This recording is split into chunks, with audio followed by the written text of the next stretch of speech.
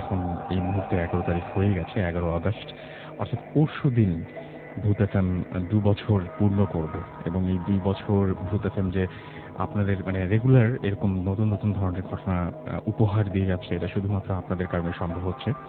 কারণ আপনারাই তারা যারা রেগুলার এই ঘটনাগুলো পাঠান এবং রেগুলার আপনাদের বিভিন্ন ধরনের ঘটনাগুলো আমাদের সাথে শেয়ার করেন, যার কারণে আমরা ভূত এফএমে নতুন নতুন সব ঘটনা নিয়ে আপনাদের সামনে হাজির হতে পারি।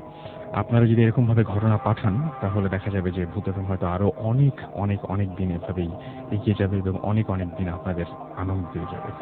তো আশা করছি সবসময় ভূত এফএমের সাথে যেভাবে ছিলেন আগের দিনগুলোতে এখনো সেভাবেই থাকবেন। এবং সবাইকে আরো একবার অনেক অনেক ধন্যবাদ জানাচ্ছি এতটা সময় পর্যন্ত, এতটা দিন, এতটা মানে 2টা বছর কম সময় না, এই 2 বছর পর্যন্ত আমাদের সাথে থাকার জন্য। আর মানে ভূত এফএমের জন্মদিনের দিন এমন একটা দিনে পড়েছে, হয়তো সেই দিন আমরা নতুন কোনো ঘটনা নিয়ে আপনাদের সামনে হাজির হতে পারবো না, কিন্তু আজকে মোটামুটি আমরা সেই দিনটাকে সেলিব্রেট করতে পারি, ভূত এফএমের 2য় বর্ষপূর্তি। এবং আজকেও চেষ্টা করব যে আপনাদেরকে দারুণ দারুণ কিছু ঘটনা উপহার দিতে। যাই হোক, শুনছেন সবসময় রেডিও ফুর্তি, চলছে ভূত এফএম হন্টেড বাই এয়ারটেল। আর এখানে যদি আপনি এসএমএস পাঠাতে চান তাহলে মোবাইলের মেসেজ ওখানে গিয়ে টাইপ করুন SHOUT শাউট স্পেস আপনার নাম স্পেস আপনার মেসেজ পাঠিয়ে দিন 9840 নাম্বারে, আপনার এয়ারটেল নাম্বার থেকে বা অন্য যে কোনো নাম্বার থেকে।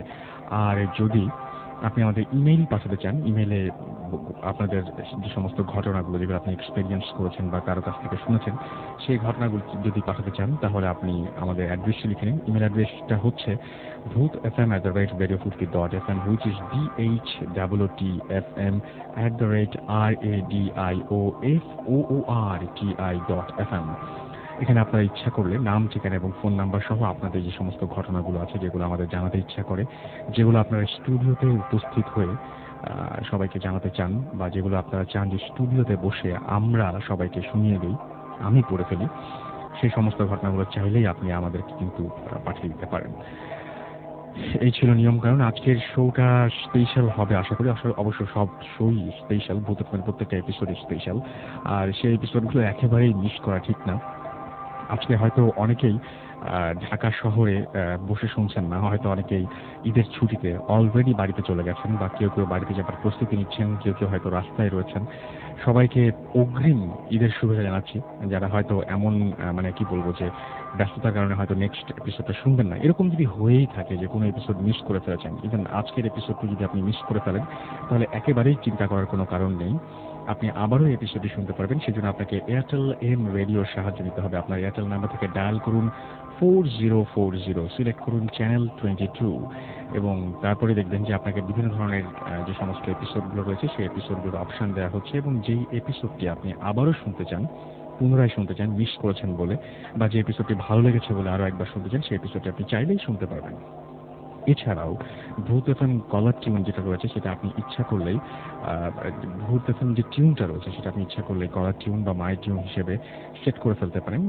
সেই জন্য আপনাকে যেটা করতে হবে, ভূত এফএম টিউন কোড মনে রাখতে হবে, and the code number is 92125, এবং আপনি একটি এসএমএস এর মাধ্যমেই এটা অ্যাক্টিভেট করে ফেলতে পারেন। আপনার মেসেজ অপশনে গিয়ে টাইপ করুন সিটি স্পেস দিয়ে কোড নাম্বারটি লিখুন, হুইচ ইজ 92125, এবং এসএমএসটি পাঠিয়ে দিন 3123 নাম্বারে। দেখবেন যে ভূত এফএম টিউনটি আপনার হয়ে গেছে।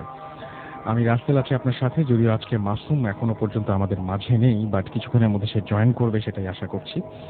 তো এই মুহূর্তে আমাদের বিভিন্ন ধরনের ঘটনা আপনারা রেগুলার পাঠান। কেউ এখানে স্টুডিওতে এসে উপস্থিত হয়ে ঘটনা বলতে পারেন, কেউ সেই সুযোগটা তার কারো ঘটে না। যাদের ক্ষেত্রে এরকম সুযোগ পান না বা স্টুডিওতে আসতে পারেন না, তাদের ঘটনাগুলো আমরা চেষ্টা করি পড়ে শোনাতে।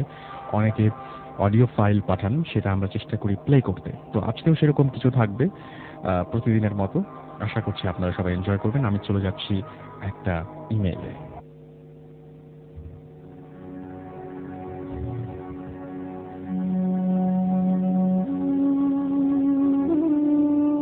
আচ্ছা, ইমেলটি আমাকে পাঠিয়েছেন সোহানুর রহমান অনন্ত। তিনি একটা পত্রিকায় কাজ করেন, এবং তিনি বলেছেন যে আমি আজকে যে ঘটনাটা বলবো সেটা আমার চাচাতো ভাইয়ের মুখে শোনা। জানি না কিভাবে এই গোলকধারা থেকে ও বেঁচে ফিরেছিল। আমার চাচাতো ভাইয়ের নাম কামাল, বর্তমানে সে সিঙ্গাপুরে আছে। ঘটনাটা 2000 সালে ওর জীবনে ঘটেছিল। তাহলে শুরু করি। যে ঘটনাটা উনি লিখছেন সেটা হচ্ছে, তিনি বলছেন যে আমি আমার ঘটনাটি আমি আমার নিজের ভাষায় বলছি। সন্ধেবেলা খোলা জানালা দিয়ে বয়ে আসছে ফাল্গুনের হাওয়া। বালিশে মাথা রেখে রবীন্দ্রনাথের গল্পগুচ্ছ পড়ছি আমি। মাথার ওপর জ্বলছে 100 পাওয়ারের লাইট। সারাদিন পরীক্ষার পড়া পড়তে পড়তে ভালো লাগছিল না, তাই রবীন্দ্রনাথের গল্প পড়ে মনটাকে ফ্রেশ করতে চাইছিলাম। 3 দিন ছুটি, এবং 3 দিন ছুটি পড়ায় মেসের সকলে বাড়ি চলে গেছে। পরীক্ষার কারণে শুধু আমি একলা রয়ে গেছি বহুকালের পুরনো এই বাড়িটিতে। চাঁদপুর শহরের অনেকটা ভেতরের দিকে এই জায়গাটা। আমার বন্ধু মোর্শেদ এবং আরো 2জন এখানে থাকে। ভাড়া তুলনামূলকভাবে কম হওয়ায় আমিও উঠে পড়ি। এই 3 তলা বাড়িটিতে আজ আমি ছাড়া আর কেউ নেই। একজন দারোয়ান আছে গেটের কাছে, থাকবে রাত 8টা পর্যন্ত। তারপর প্রধান ফটক বন্ধ করে আমাকেই থাকতে হবে এই আলো ছায়ায় ভরা বাড়িটিতে। বাতাসের জোর বেশি, তাই জানালাটা বন্ধ করে দিলাম। রাত নামতেই চারিদিকে অমাবস্যার অন্ধকার নেমে এলো। আমি এক মনে বই পড়ে চলছি। হঠাৎ কোনো সংকেত না দিয়ে জানালাটা খুলে গেল। চমকে উঠলাম আমি। চমকে উঠলাম আমার হৃৎপিণ্ড। বড় বড় চোখ করে জানালার দিকে তাকিয়ে রইলাম কিছুক্ষণ। তারপর 1 পা 2 পা করে জানালার কাছে গেলাম। জানালাটা বন্ধ করে সবেমাত্র বিছানায় উঠে বসেছি, এমন সময় লাইট নিভে গেল। মানে লোডশেডিং এর অন্ধকারে ঢেকে গেল আমার চারপাশ। বালিশের নিচ থেকে দেয়াশলাইটা বের করে মোম জ্বালিয়ে বসলাম। ভালো লাগছিল না। ভাবলাম নিচে গিয়ে দারোয়ানের সাথে কিছুক্ষণ গল্প করা যাক। গেটের কাছে গিয়ে দেখি দারোয়ান ঘুমে ঝিমাচ্ছে। কাছে গিয়ে বসলাম। আমাকে দেখে ভূত দেখার মতো চমকে উঠল দারোয়ান। তারপর নিজেকে সামলে বলল, কোনো সমস্যা নেই তো? আমি বললাম, না, এমনিতেই আপনার সাথে কথা বলতে মন চাইলো, তাই চলে আসলাম। তারপর অনেকক্ষণ ওনার সাথে কথা হলো। যতবারই এই বাড়ি সম্পর্কে জানতে চেয়েছি ততবারই উনি প্রসঙ্গ ঘুরিয়ে দিয়েছেন। তবে এটুকু জানতে পারলাম উনি আজ 15 বছর ধরে এই বাড়িটি দেখাশোনা করছেন। রাতে কখনোই থাকেননি এই বাড়িতে। এর মধ্যে অনেকেই এখানে এসেছে, কেউ বেশি দিন থাকতে পারেনি। এমনকি এই বাড়িতে মারাও গেছে অনেকে। কে বা কারা মেরেছে তারও কোনো সন্ধান মেলেনি। আমি আরো কিছু জিজ্ঞেস করতাম, কিন্তু রাত 8টা বাজতেই আমাকে সাবধান করে দারোয়ান চলে গেলেন। প্রধান ফটক বন্ধ করে আমি ঘরে এসে বসলাম। ভয় করছিল আমার, খুব ভয় করছিল। যেন কারেন্ট এখনো আসেনি। এই বাড়ির আদৌ কোনো ঘটনা আমার জানা নেই। তবুও নিজ জ্ঞান থেকে বলতে পারি এই বাড়িটি কোনো সাধারণ বাড়ি নয়। এটা একটা অভিশপ্ত বাড়ি। অশরীরীদের বসত হয়তো এই বাড়িতে আছে। রাত 11টা বেজে 20। আমি জানি না আমার জীবনে আজ কি ঘটতে যাচ্ছে। এতক্ষণ নীরব ছিল, কিন্তু সব নীরবতা ভেঙে ছাদের উপর কারা যেন হেঁটে চলেছে। মনে হচ্ছে কোনো দানবীয় পা বারবার আঘাত করছে ছাদের ওপর। আমার বারবার ইচ্ছে হচ্ছিল এই বাড়ি থেকে পালিয়ে অন্য কোথাও চলে যেতে, কিন্তু এত রাতে কোথায় যাব? এই বাড়ির ছাদে আমার কখনো যাওয়া হয়নি। শুধু শুনেছি এ বাড়ির ছাদের গেট বন্ধ, কারো কাছে তার চাবি নেই। 3 তলায় একটা ঘর আছে তালাবদ্ধ। কে জানে সে ঘরে কি আছে? দারোয়ানের মুখে শুনেছি সে ঘরের ভেতর কি আছে তা কেউ বলতে পারে না।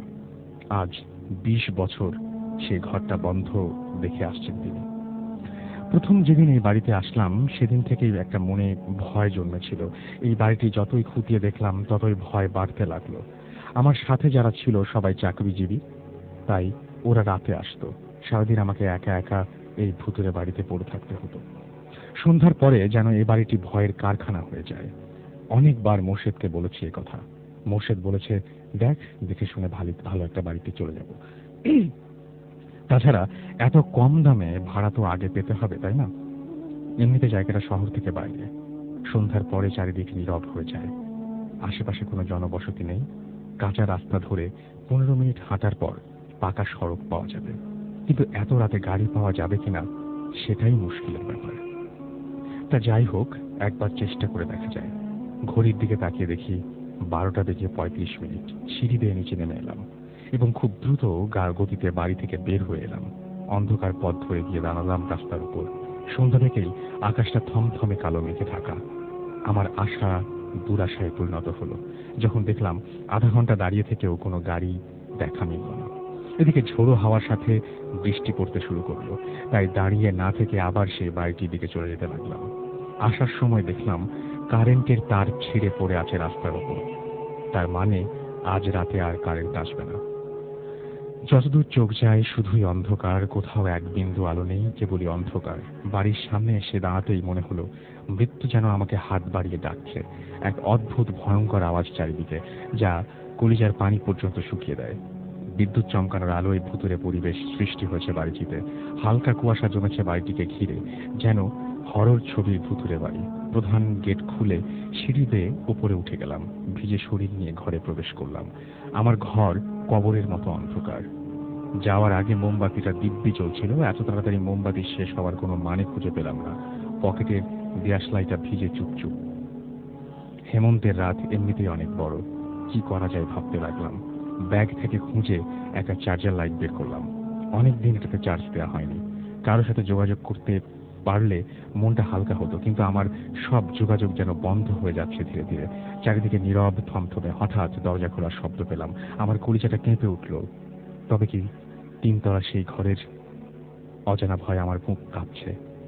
কানে ভেসে আসছে পায়ের শব্দ, কি যেন সিঁড়ি বেয়ে ওপরের দিকে, ওপর থেকে নিচে নামছে। আমার ভয় আরো বেড়ে গেল। এদিকে ঝড়ের তাণ্ডব বেড়েই চলেছে। ঘন্টা খানেকের মধ্যে চার্জার লাইটের আলো ফুরিয়ে গেল। এটা আমার মনের ভয়। কোথাও কেউ নেই। বাইরে একটা ঝড় হয়ে চলছে, থামার কোনো নামগন্ধ নেই। ঘরে জানালাটা একবার বন্ধ হচ্ছে আর খুলছে। আমি সেটাকে বারবার বন্ধ করতে গিয়ে ব্যর্থ হচ্ছি।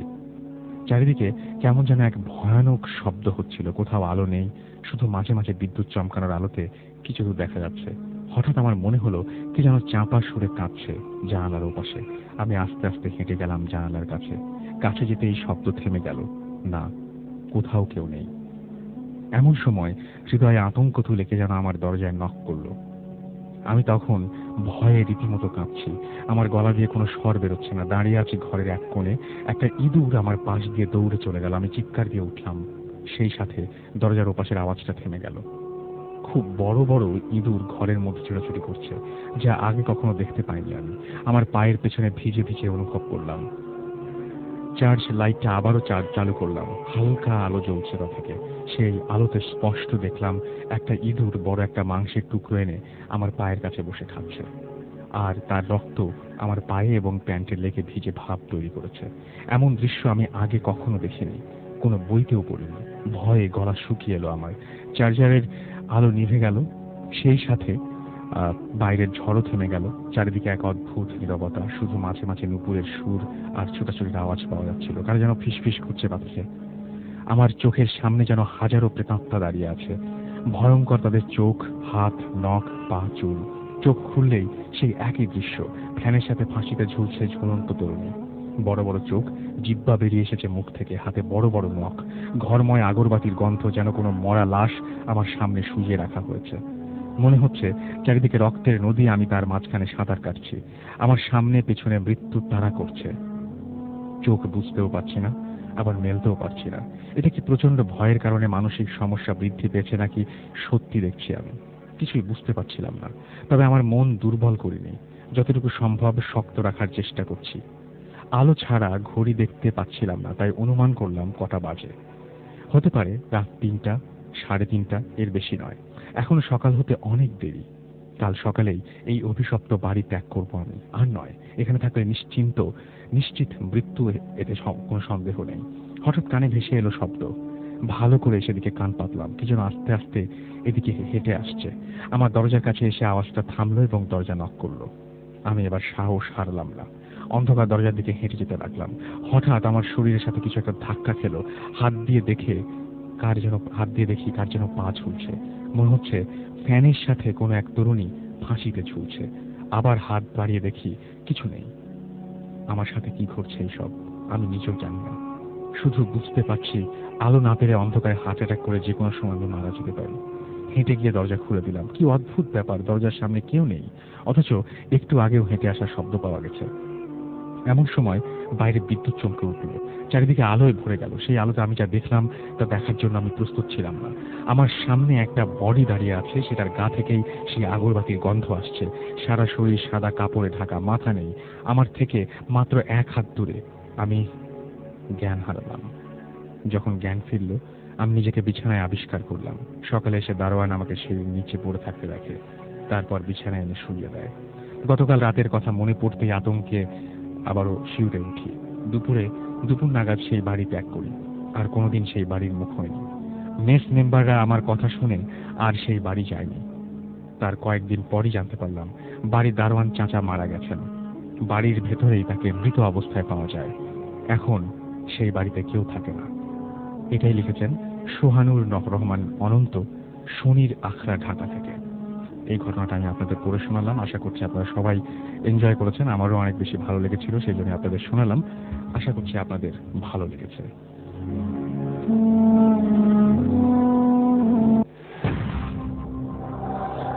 শুনছেন সবসময়ের রেডিও ফুর্তি, চলছে ভূত FM haunted by Airtel.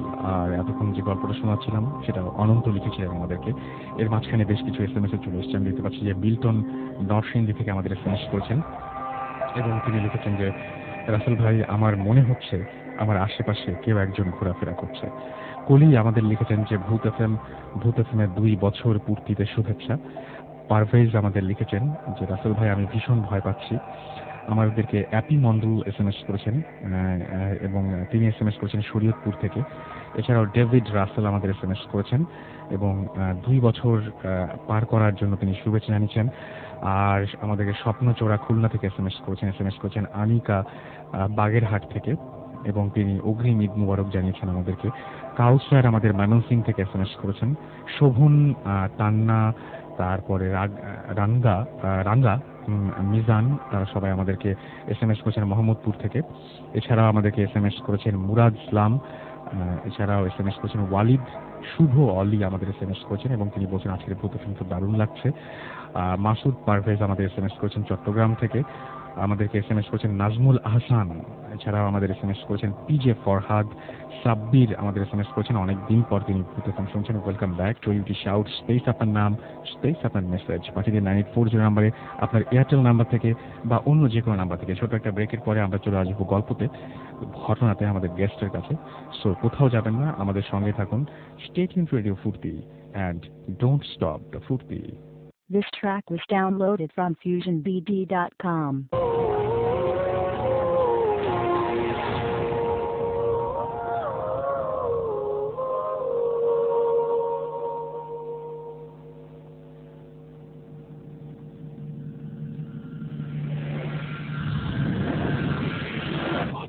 FM, haunted by Airtel.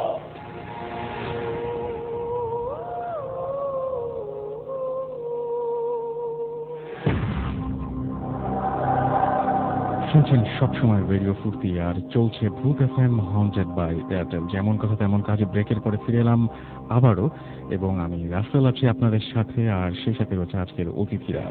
আমরা চলে যাব আমাদের প্রথম অতিথির কাছে এবং তার কাছ থেকে আমরা তার ঘটনা শুনব। আপনার নামটা একটু বলুন প্লিজ। হ্যালো লিসেনার্স, আমি সাকিব। আমি একটা প্রাইভেট ইউনিভার্সিটি ফ্যাশন ডিজাইনে লেখাপড়া করছি। আমি আসছি মহাখালী থেকে। ওকে, সো আমরা সরাসরি ঘটনায় চলে যাই, রাইট? আচ্ছা ঠিক আছে। আমি এখন যে ঘটনাটা বলবো এটা 2011 সালের মার্চের 11 তারিখের দিকে ঘটনা। এটা আমার নিজের সাথেই ঘটে যাওয়া একটা ঘটনা। সো আমি একটা কল সেন্টারে জব করতাম। তো আমি বাসায় ফিরতে রাত্র 8টা কি 8:30 বেজে গেছে। তো বেজে যাওয়ার পর আমার শরীরটা ওই দিন টায়ার্ড ছিল। টায়ার্ড থাকাতে আমি আমার গার্লফ্রেন্ড সুমিকে বললাম যে তুমি আজকে আমাকে আর কল দিও না, আমার শরীরটা একটু দুর্বল লাগছে, আমি ঘুমিয়ে যাবো আজকে তাড়াতাড়ি। সে আমাকে তার সাথে কথা বলে, দেন আমি ওকে কথা বলে আমি ফোনটা রেখে দিলাম। দেওয়ার পর আমি শুনলাম তো ওদিন আবার জাপানের সুনামিটা হয়েছিল। তো আমি ওটার খবরটা নেওয়ার জন্য আমি রেডিওটা অন করে রেডিওটা শুনতে আমি হঠাৎ করে কোন সময় যে শুয়ে যাই বা ঘুম আসে বলে চোখে, আমি ঠিক বলতে পারি না। তো হঠাৎ করে যখন আমার ঘুমটা ভাঙে তখন আমি দেখতে পাই যে আমি ঘড়িতে প্রায় 12:30 কি 1টা বাজে। তো হেডফোনটা কানে লাগানো ছিল, সেই বিধায় মনে হয় আমার ঘুমটা ভেঙে গেছে। তো দেন আমি ঘুম থেকে উঠে মোবাইলটা দেখি যে চার্জ নেই। তো চার্জে লাগানোর জন্য আমি মোবাইলটা যখন চার্জে লাগালাম, দেখি যে আমি অটোমেটিকলি আমার মোবাইলের কালারটা চেঞ্জ হচ্ছে এবং মোবাইলের রং এবং নাম সেগুলো চেঞ্জ হচ্ছে অটোমেটিক। তো সেই ক্ষেত্রে আমি দেখলাম, আমি ভাবলাম যে মনে হয় ঘুম থেকে উঠছি তো হ্যালুসিনেশন হচ্ছে, এটা হতেই পারে স্বাভাবিক। তো আমি এটাকে পাত্তা না দিয়ে দেন আমি বললাম যে ঠিক আছে, তো শুয়ে গেলাম। ঠিক 5 থেকে 10 মিনিট পর আমার গার্লফ্রেন্ড সুমি এসে আমাকে আবার কল দিল। কল দেওয়ার পর আমি জিজ্ঞাসা করলাম যে এত রাতে তুমি কেন কল দিছো। সে একটু কথা বলে রাখা ভালো আসল ভাই। যে আমার গার্লফ্রেন্ডের বাসা এবং আমার বাসা প্রায় পাশাপাশি বাসা, মানে এক বিল্ডিং আর ও বিল্ডিং। ও থাকে ফার্স্ট ফ্লোরে আর আমি থাকি গ্রাউন্ড ফ্লোরে। আচ্ছা তো ও আমাকে ফোন করে বললো যে একটু জানালাটা ওপেন করো, ওপেন করে দেখো যে পশু হসপিটালের ভিতরে কার যে জানাজা হচ্ছে। আমি বললাম যে এত রাত্র 1টা-1:30 বাজে, হয়তো বা কোনো মুরব্বী মানুষ মারা গেছে, সেই ক্ষেত্রে তাড়াতাড়ি লাশটা দাফন করার জন্য রাত্রেবেলায় জানাজা দিয়ে দিচ্ছে। তো সে বললো যে দেখো না তুমি একটু ও জানালাটা ওপেন করে। আমি জানালাটা ওপেন করলাম। ওপেন করার পর দেখি যে কয়েকজন মুরব্বী লোক, বলতে 8-10 জন পাঞ্জাবি পরা লোক, সে লোক দাঁড়ায়ও জানাজা দিচ্ছে আর কি। তো আমি বললাম যে এসব জানাজা দিয়ে রেখে তো লাভ নেই, শুয়ে যাও, কারণ জানাজা হতেই পারে, মানে কোনো একটা মুরব্বী লোক মারা গেছে, সেই ক্ষেত্রে জানাজা হচ্ছে আর কি, জানাজা হচ্ছে, দাফন করে দিবে। তো সেই ক্ষেত্রে আমি ওকে বলে, আর সে বলছে যে আমার ভয় লাগছে। যে আমি তো ভয় লাগার তো কারণ নেই, কারণ মানুষ একদিন সবাইকে মরতে হবে, এটা তো ভয় পাওয়ার কিছু নেই। এই বলে চলে আমি ফোনটা রেখে দিয়ে আমি শুয়ে যাই। তো ঘুমটা আসলে আমার ঠিকভাবে হচ্ছে না, মানে একটু পর পরই ঘুমটা ভেঙে যাচ্ছে। তো ভেঙে যাওয়ার পর আমি হঠাৎ করে একবার 4টার দিকে উঠি, ওঠার পর আমার আবার ঘুমটা চোখটা লাগে। তো লাগার পর 6টার দিকে আমার আবার ঘুমটা ভেঙে যায়। ভেঙে যাওয়ার পর আমি চিন্তা করলাম যে আমার একটা, ওই সময় আমার একটা বদ অভ্যাস ছিল যে আমি খালি পেটে সিগারেট খেতাম। উঠে আমি চিন্তা করলাম যে একটা সিগারেট ধরাই দেখি যে আমি প্যাকেটের ভিতরে আমার সিগারেট নেই। চিন্তা করলাম 6টা বাজে, দোকান খোলা পাওয়া যাবে। আমি উঠতাম, উঠে দেখি যে আমাদের বাড়িওয়ালা আঙ্কেল পানি তোলার জন্য উনি উঠছে। আমি জিজ্ঞাসা করলাম যে আঙ্কেল, কালকে রাত্রে যে পশু হসপিটালের কার যে জানাজা হলো, আপনি কি কিছু জানেন? না, আমরা তো দেখি না, আর আমি এত রাতে সজাগ করছিলাম না। আমি ভাবলাম যে উনি নাও জানতে পারে, এটা কোনো ম্যাটার না। তো দেন আমি বেরিয়ে গেলাম, আমার বাসার গলি থেকে বেরিয়ে একটা দোকান আছে। তো আমি এই দোকানে গিয়ে দেখি যে দোকানের শাটার বন্ধ, মানে দোকানটা এখনো খোলে নেই।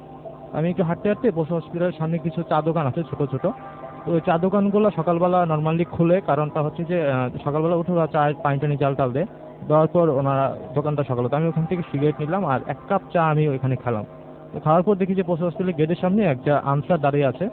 তো ওকে আমি জিজ্ঞাসা করলাম যে মামা, কালকে রাত্রে যে এখানে জানাজা হলো, তো রাতে কি কোনো মুরব্বী লোক মারা গেছিল না অন্য কি? কো বললো যে মামা, আমি তো কালকে সারা রাত্রে এখানে ডিউটি করতেছি, আমি তো কারো জানাজা হতে আমি দেখিনি। আমি ভাবলাম যে ওর মনে হয় দেখে নেই, বা ও ঘুমায় টুমায় ছিল, বা হয়তো বা উনি দেখে নেই, বা উনি ছিল না, সে বলে নেই। তো আমি বাসায় আসলাম, এসে আমি একটা জিনিস নোটিস করলাম যে আমার বাসাটা হচ্ছে গ্রাউন্ড ফ্লোরে।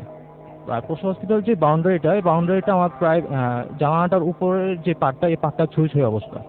আমি তো গ্রাউন্ড ফ্লোর থেকে, আমার বিছনাটাও ছিল ফ্লোরিং, তো সেই ক্ষেত্রে আমি গ্রাউন্ড ফ্লোর থেকে এত স্পষ্ট পশু হসপিটালের ভিতরটা দেখা আমার পসিবল ছিল না। আমি হঠাৎ করে একটা জিনিস চিন্তা করলাম, আসলে তো জিনিসটা কি হলো, আমি তো এখন তো নর্মালি ভিতরটা দেখতে পাচ্ছি না।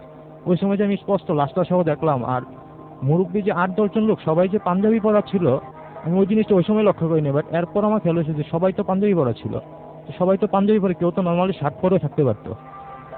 তো আমি এই ঘটনাটা দেখার পর আমি আমার গার্লফ্রেন্ডকে আর বললাম না, কারণ ও আসলে দেখলে এটা ভয় পাবে, জিনিসটা দেখলে শুনলেও ভয় পাবে, অথবা যদি পরে আবার সে এটা নিয়ে ভাবে, সেক্ষেত্রে সেও ভয় পাবে। তো আমি আর ওকে নর্মালি জিনিসটা বললাম না। তো আমি সিগারেটটা খেয়ে বাসায় এসে একটা সিগারেট ধরালাম, সিগারেটটা খেয়ে আমি শুয়ে গেলাম। শুয়ে যাওয়ার পর রাসেল ভাই, ঠিক 9টার দিকে আমার একটা ফোন আসে আননোন নাম্বার থেকে। ফোনটা আসার পর আমি দেখি যে আননোন নাম্বার। তো আমি ফোনটা রিসিভ করে দেখেছি আমার গ্রামের বাড়ির এলাকার এক ছোট ভাই, সে আমাকে ফোন দিয়েছে। তো আমার বললো যে, আমি বললাম যে কে? সে আমাকে ওর পরিচয়টা দিল। দেখো আমি বললাম যে কি ভাইয়া, তো সকালবেলা তুমি কল দিছো, তো ভাই আপনি কি কোনো খবর জানেন? আমি তো কোনো খবর জানি না। তো হ্যাঁ, আপনার বাবা তো মোটরসাইকেল অ্যাক্সিডেন্ট করছে, তো আপনি কি কোনো খবর জানেন এটা? না, তো আমি তো এসব জানি না। এরপরে শুনলাম যে আসলে ভাই আমার বাবা ওই দিন মোটরসাইকেল অ্যাক্সিডেন্টে মারা যায়। আসলে এই ছিল আমার ঘটনা। আসলে আমি এটা কি কোনো প্যারানর্মাল ঘটনা বা নর্মাল কোনো ঘটনা, সেটা আমি এখনো ব্যাখ্যা খুঁজে পাইনি। কারণ আমি এটা আগের দিন এই জিনিসটা দেখছি, দেখার পর আমার এই দুঃসংবাদটা আসছে, আমার বাবার মৃত্যুর খবরটা। এই মানে ছিল আপনি আমার যে রাত্রে আপনি দেখলেন যে কিছু মানুষ জড়ো হয়ে একটা জানাজা পড়ছে, তারপরের দিনই আপনি জানতে পারলেন যে পরের দিন সকালবেলায়, হ্যাঁ, আপনার বাবা মারা গেছেন, এবং আপনি একদম স্পষ্ট দেখেছিলেন যে জানাজা স্পষ্ট। পড়ছে। শুধু আমি দেখিনি, আমার গার্লফ্রেন্ড যে সুমি, সেও দেখছে। সে স্পষ্ট, সে আমাকে প্রথম দেখার পরে সে আমাকে ইনফর্ম করছে যে এখানে একটা জানাজা হচ্ছে, তুমি একটু জানালাটা ওপেন করে দেখো। তো আমি ওর সঙ্গে প্রথমে জিনিসটা পাত্তা দিই না, আমি ভাবছি মানে ও কি না কি দেখছো। তো আমি আবার বললাম যে না, দেখি কি হচ্ছে। তো আমি ওকে বোঝানোর চেষ্টা করছি যে আসলে হয়তো বা কোনো একটা মুরব্বী মানুষ মারা গেছে। তারপরে যখন আমি পশু হসপিটালের সামনে গিয়ে গেটে দারোয়ানকে জিজ্ঞাসা করার পর আমি আসলে জিনিসটা কনফার্ম হয়ে গেছে যে আসলে আমি যেটা দেখছি এটা জানা। আচ্ছা, ঠিক আছে, ওকে। তো এই ছিল আপনার ঘটনা। ওকে, থ্যাংক ইউ সো মাচ। আমাদের এর মধ্যে আরো বেশ কিছু SMS এসছে। আমি দেখতে পাচ্ছি যে আমাকে রুহুল আমিন SMS করেছেন, এবং তিনি বলছেন যে ঈদে কোনো নতুন প্রোগ্রাম থাকবে কিনা। ডেফিনেটলি থাকবে। ইমরান রাসেল ইমরান লিখেছেন যে রাসেল ভাই, আমিও আমার কাজিন লিওন ভূত FM শুনছি। সাব্বির লিখেছেন ঈদ মুবারক ভূত FM, এবং তিনি বলেছেন যে দ্বিতীয় জন্মদিন মোবারক। আজকের এই মেইলটি আমাকে দারুণ এন্টারটেইন করেছে। ওকে, থ্যাংক ইউ সো মাচ। এত রাত পর্যন্ত আমাদের সঙ্গে আছেন। আমাদের একদমই এটা দায়িত্বই যে আপনাকে এন্টারটেইন করা। শামীম আমাদের মিরপুর থেকে SMS করেছেন, ভাই আমার ছোট ভাই বলছে লাইট অফ করার জন্য, বাট আমার সাহস হচ্ছে না। ছোট ভাই বলছে, আপনি সাহস পাচ্ছেন না? কাজী জেরিন আমাদের লিখেছেন উত্তরা থেকে যে আমি আর আমার খালা আমাদের ছাদে বসে ভূত FM শুনছি। আর হাবিব মোহাম্মদপুর থেকে লিখেছেন যে হ্যাপি বার্থডে ভূত FM। আমাকে মাহিরা SMS করেছেন যে 12 অগাস্ট ইজ মাই বার্থডে। তো আপনাকেও জন্মদিনের অগ্রিম শুভেচ্ছা আপনার জন্য থাকলো। পলাশ খুলনা থেকে SMS করেছেন এবং তিনি বলছেন ভাই অনেকদিন পর ভূত FM শুনছি। ওয়েলকাম ব্যাক পলাশ, আশা করছি এখন থেকে রেগুলার হবেন। তাওয়াফ আমাদের SMS করেছেন আমাদেরকে জুথি, সাদ্দাম, ফারদিন এবং আমাদের SMS করেছেন দেখতে পাচ্ছি। এছাড়াও অপু, সুমন আমাদেরকে SMS করেছেন লালমাটিয়া থেকে, রিমুন এছাড়া আমাদের SMS করেছেন উচ্ছ্বাস ধানমন্ডি থেকে। আরও অনেকেই দেখতে পাচ্ছি SMS করেছেন। ওয়ালিদ আমাদের SMS করেছেন আমাদেরকে সুখী চিটাগং থেকে। আচ্ছা, এছাড়া ময়মনসিং থেকে আমাদের SMS করেছেন শরীফ। তো আপনারা যারা SMS পাঠাননি বা SMS পাঠাচ্ছেন তাদেরকে বলবো মোবাইলের মেসেজ অপশনে গিয়ে টাইপ করুন SHOUT শাউট স্পেস আপনার নাম স্পেস আপনার মেসেজ পাঠিয়ে দিন 9840 নাম্বারে, আপনার এয়ারটেল নাম্বার থেকে বা অন্য যে কোনো নাম্বার থেকে। আমরা চলে যাচ্ছি আমাদের সেকেন্ড যে গেস্ট রয়েছেন তার কাছে। আপনার নামটা একটু প্লিজ বলবেন। আমার নাম আবু রায়হান আল মামুন। ওকে, আমি একটি বেসরকারি প্রতিষ্ঠানে চাকরি করছি জি ঢাকায়। জি। ঘটনাটা 1974 সালের, তখন আমি শান্তিবাগে ছিলাম। আমি তখন ছোট ছিলাম। তো আমাদের যে বাড়িটা ছিল সেই বাড়িটা 3 তলা বাড়ি। তো সেই বাড়ির নিচতলায় একজন বয়স্ক একজন মানুষ গেটে মানে উনি গার্ড সিকিউরিটি হিসেবে থাকতেন। তো মানুষটা খুব ভালো ছিলেন, আমাদেরকে স্নেহ করতেন, তো আমরা নানা বলে ডাকতাম। তো উনি বেশ কিছু ঘটনার সম্মুখীন হবেন প্রায়। একটা ঘটনা আমাদের খুব মানে ভালো, সবাইকেই মানে আতঙ্কের মধ্যে রাখছিল। ঘটনা কিছু হচ্ছে উনি রাত 2টা-2টার দিকে একদিন ডিউটি করতেছিলেন। ডিউটি করার সময় তো নর্মাল সাধারণত এত রাতে উনি বের হতেন না, উনি সাধারণত ভিতরেই থাকতেন। একটা গেট ছিল, কেচি গেট, আর বাইরে একটা গেট ছিল। তো বাইরের গেটের কাছাকাছি হঠাৎ করে ঘোড়ার গাড়ির শব্দ, ঘোড়ার পায়ের শব্দ শুনতে পাচ্ছিলেন। ঘোড়া পায়ের শব্দ শোনার পরে আমার একটা কৌতূহল লাগলো যে সাধারণত নতুন ঢাকা সাধারণত ঘোড়ার গাড়িটা কম চলছে, ঘোড়ার গাড়িটা ম্যাক্সিমাম সময় পুরোনো ঢাকায় চলছে। তখনকার দিনে তো এটা প্রশ্নই আসে না। যাই হোক, তো উনি গেটটা খুলে বাইরে আসলে দাঁড়ালেন। দাঁড়ানোর পর দেখলেন যে মালিবাগ মোড়ের দিক থেকে ঘোড়ার গাড়িটা আসছে। তো উনি দেখতে থাকলেন যে আসতেছে, খুব তাড়াতাড়ি ওনার কাছে চলে আসলো। তো ঘোড়া গাড়ির যে চালাচ্ছিল তার চেহারার দিকে তাকিয়ে দেখলেন যে খুবই কুৎসিত চেহারা, চোখ লাল এবং নিচে কাটা দাগ। তো উনি দেখে তারপর উনি সাহস হারান নাই, উনি বললেন যে ভাই আপনি কোথায় যাচ্ছেন এত রাত্রে? তো তখনই সাথে সাথে সে তাকে ধমকে শুরু বললো যে চুপ করে থাকবি বেটা, একটা কথা বলবি না, আমার কাজ করতে দে। তারপরে তারপরেও সে মানে ভয় পায় নাই। তার গাড়িটা একটু স্লো হয়ে গেল। স্লো হওয়ার পরে দেখলো গাড়ির ভিতরে একটা লাশ কাফন কাপড় দেওয়া, এবং পাশে আরো 2টা লোক গাড়ির ভিতরে, এবং ওদের চেহারাও একই রকম, সাদা পোশাক পরে, এবং ওদের মানে চোখ লাল। তো ওদেরকে জিজ্ঞেস করলো যে আপনারা ভাই লাশ নিয়ে কোথায় যান? তো এখন বলতেছে এত রাত্রে লাশ নিয়ে কোথায় যান, এইদিকে তো কোনো কবরস্থান নাই, কারণ মালিবাগ মোড় থেকে একটা রাস্তা গেছে সাধারণপুর কবরস্থান, সেটা আরেকটা রাস্তা। তখনকার দিনে সেই রাস্তার ভিতর দিয়ে যাওয়ার কোনো রাস্তা ছিল না। তো তারা তখন আরো খেপে গেল, বললো যে তুই এত কথা বলিস কেন, তোরেও লাশ বানায় ফেলাম। হ্যাঁ, চুপ করে থাকি। সাথে সে হঠাৎ করে দেখলো এই সময় যে গাড়ি থেকে রক্ত পড়তেছে। তখন তার কাছে সে একটু আতঙ্কে বুঝলো যে কেন গাড়ি থেকে রক্ত পড়তেছে। তারাও একটু পিছিয়ে আসার পরে গাড়িটা একটু সামনে চলে গেল। তারপর সে আশেপাশের বাড়ির কয়েকজন দারোয়ানকে ডাকার চেষ্টা করলো, কিন্তু আশেপাশের বাড়িগুলো একটু দূরে থাকায় আশেপাশের বাড়ির দারোয়ানরা এগিয়ে আসতে পারে নাই সেই সময়। পরে তারা আসছে, তো এই ঘটনাটা জানলো সবাই। তো সকাল ভোর হয়ে গেল। তারপর ভোর হওয়ার পরে তারপর বাড়িওয়ালা ঘটনাটা জানলো। তো আশেপাশের বাড়িতে খোঁজ নিল, এবং ওই পথে কেউ এই ঘটনা জানেন না, এবং লাশ দেখেন নাই কেউ। এবং এত রাত্রে তো কবরস্থানে কখনো লাশ দিয়ে হয় না। যাক, তো বাড়ির মানুষ সবাই আতঙ্কে ভুগছিল তখন। এই ছিল। তো আপনার তো মানে ওইখানে যে ঘটনাটা বললেন যে লাশের গাড়িটা যে যাচ্ছিল এমন একটা জায়গা দিয়ে যাচ্ছিল, সেটা তো নিশ্চয়ই অন্য কোথাও হারিয়ে যাওয়া বা এরকম কি পসিবল ছিল? না, এই রাস্তাটা মানে খুব মানে ঢাকা শহরটা এমন ছিল যে অন্য এরিয়াতে যাওয়া এদিক দিয়ে রাস্তা খুব একটা সহজ ছিল না। আচ্ছা। এক পর্যায়ে ছোট ছোট রাস্তাটা ছোট হয়ে গেছে এবং শেষ, এখানেই শেষ, এবং যেখানে কবরস্থান সেই রাস্তা অন্য পথে সুতরাং মানে বলাই যায় যে সেই লাশের গাড়িটার হয়তো আসলে কোনো অস্তিত্বই ছিল না। ছিল না। ওকে, এবং তো এই ছিল আপনার ঘটনা। ওকে, আমরা পরবর্তী ঘটনায় যাব এবং ইন দ্য মিন টাইম আপনারাও কিছু এসএমএস পাঠিয়েছেন, সেই এসএমএস গুলো আমি পড়ে ফেলতে চাই। আর দেখতে পাচ্ছি যে আমাকে ইমন এসএমএস করেছেন। ইমন এসএমএস করে বলছেন, ভাই আমি অনেকদিন পরে ভূত এফএম শুনছি অ্যান্ড জন্মদিনের শুভেচ্ছা জানিয়েছেন। তাহের জিগাতলা থেকে আমাদের এসএমএস করেছেন এবং তিনি বলছেন যে আমার 11 বছরের মেয়ে রেগুলার লিসনার এবং 13 আগস্ট হচ্ছে তার বার্থডে। সুতরাং জন্মদিনের অনেক অনেক শুভেচ্ছা থাকলো।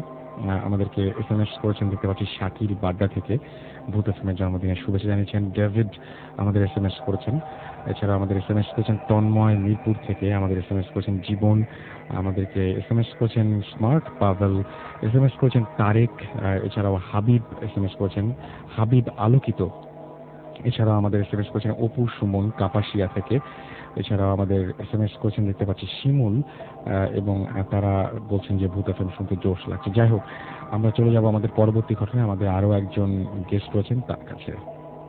আপনার নামটা বলবেন প্লিজ। হ্যালো লিসনার, আমি আঞ্জুম। আমি এসেছি উত্তরা থেকে, ম্যাডিসন কলেজ থেকে এইচএসসি পাস করেছি। আমি সরাসরি আমার ঘটনায় চলে যাচ্ছি। জি প্লিজ। ঘটনাটি আমার এক নানার কাছ থেকে শোনা। আমার বাবার সাথে তার খুব ভালো সম্পর্ক। তারা একসঙ্গে বিকালে রেগুলার এক্সারসাইজ করতেন। তো তিনি যখন বিয়ে করেন তখন ওনার শ্বশুর বাড়িতে যাওয়ার জন্য যখন ওনাকে বলা হয়, সেই লোকেশনটা ছিল কিশোরগঞ্জের, গ্রামের নাম হচ্ছে বাজিতপুর। তো তিনি যাওয়ার জন্য যখন বের হলেন, তখন ট্রেন স্টেশনের সোলারচড়া ট্রেন স্টেশনে নামলেন। তখন তার সঙ্গে আরো 3 জন লোক ছিল, যারাও তাদের নিজ নিজ গ্রামে যাবেন।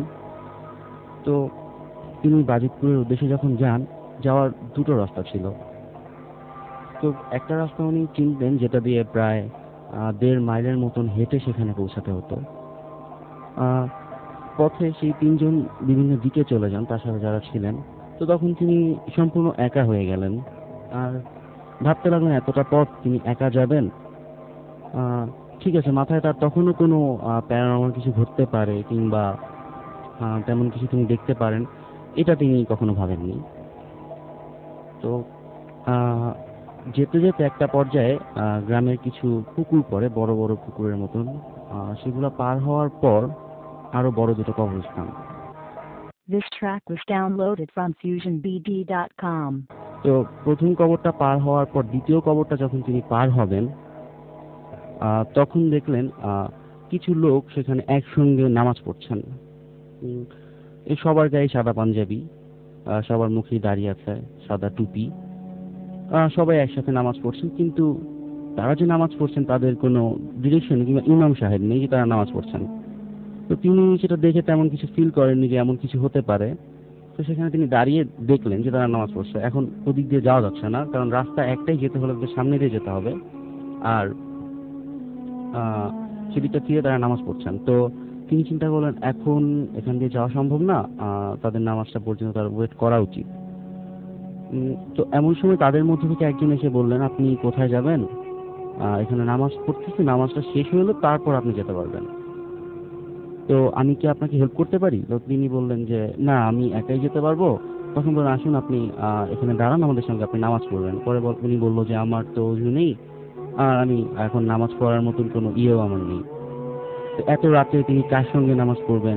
এটা তখনও তার মাথায় এমন কিছু আসলো না যে তার সাথে প্যারানর্মাল কিছু ঘটতে পারে। তো তাকে দাঁড়া করায় দিল এবং ওযুর পানি দেওয়া হয়েছে এবং টুপি দিল, এবং টুপিতে প্রচুর সুগন্ধি মাখা ছিল, অনেক সুন্দর স্মেল আসছিল টুপি থেকে। তো তিনি দাঁড়িয়ে গেলেন তো তাদের যেহেতু কোনো ডিরেকশন নাই দেখতেছে তিনি, কিন্তু সবাই একসঙ্গে রুকু সেজদা দিচ্ছেন, কিন্তু কেউ তাদের নামাজ পড়াচ্ছেন না কিংবা কিছু বলছেনও না। তো তিনিও তাদের সাথে মানায় চলে গেলেন। তো যখন নামাজ শেষ হলো তখন সেই লোকটা আবার তাকে জিজ্ঞেস করলো, আমি কি আপনার সঙ্গে যাব? তো তিনি হ্যাঁ অথবা না কিছুই বললেন না। তার সাথে কথা বলতে বলতে কিছু দূর যাওয়ার পর পিছনে যখন তাকালেন দেখলেন যে সব মুসল্লিরা কারোর সাথে কেউ কথা বলছে না, চলে যাচ্ছে। কিন্তু তখন প্রথমবার তাকানোর পর যখন দ্বিতীয়বার তাকালেন পিছনে কেউ নেই, আর ওনার সাথের লোকটাও ওনার থেকে একটু সামনে চলে গেছেন, এবং সামনে যাওয়ার পর তিনিও নেই, তিনি সম্পূর্ণ একা। বাট তার তখনও কোনো রকম কোনো সেন্স আসেনি যে তার সঙ্গে প্যারানর্মাল কিছু ঘটতেছে, তিনি দেখতেছেন।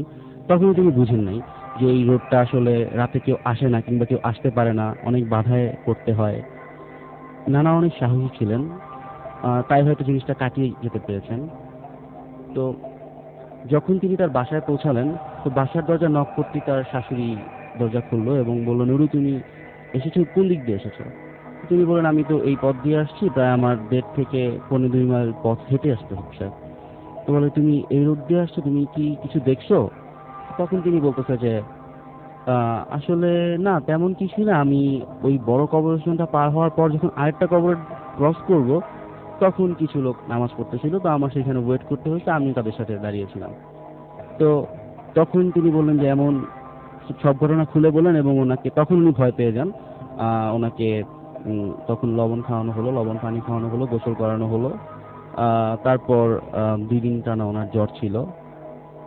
এই ঘটনার কোনো ব্যাখ্যা নেই। আর এই ছিল আমার ঘটনা।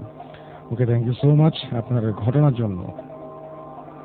আর এর সাথে আমাদের আরো একজন গেস্ট রয়েছেন, তার কাছ থেকে আমরা আবারও ঘটনায় যাব। তার মাঝখানে আমরা কিছু SMS করে ফেলবো। আমাকে তাবিব SMS করেছেন, তাবিব ফার্মগেট থেকে SMS করেছেন, আমাদেরকে জন্মদিনের শুভেচ্ছা জানিয়েছেন। পার্থ আমাদের SMS করেছেন আমাদেরকে সোহাগ মণি লালপুর থেকে।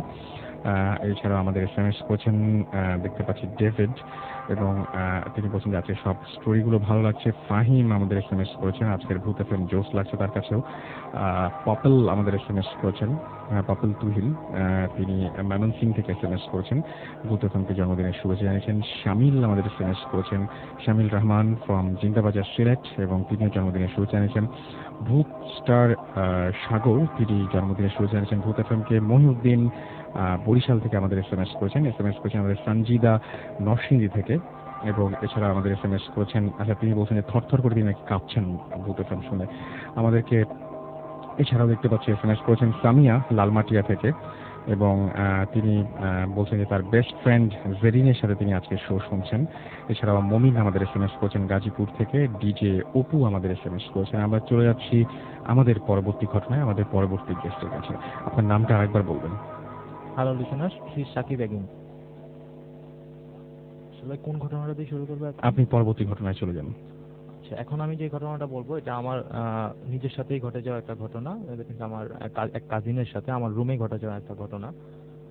এটা কিছুদিন আগে, মেবি 2-3 মাস হবে, 2-3 মাস আগে একটা ঘটনা।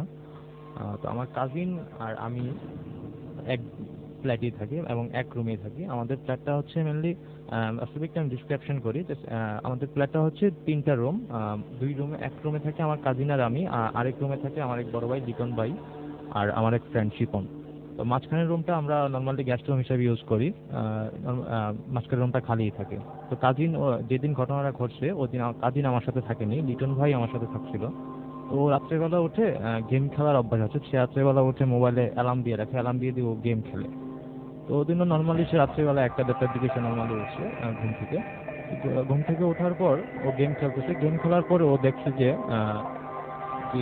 ওর হাতের ডান পাশ দিয়ে, মানে আমাদের যে বিছানাটা আছে বিছানার ডান পাশে একটা জানালা আছে। ওই জানালাটা আবার খোলা ছিল, কারণ ব্যবসা গরম ছিল, সেই ভিতরে জানালাটা খোলা ছিল। আচ্ছা, তো ও দেখছে যে হঠাৎ করে তার চোখটা যখন ও যে গেমটা খেলা অবস্থায় মানে মোবাইলটা একটু নাড়াচাড়া করতে হয়, তো হঠাৎ করে যখন ডান দিকে মোবাইলটা নাড়াচাড়া করে তার চোখটা হঠাৎ করে জানালার দিকে যায়।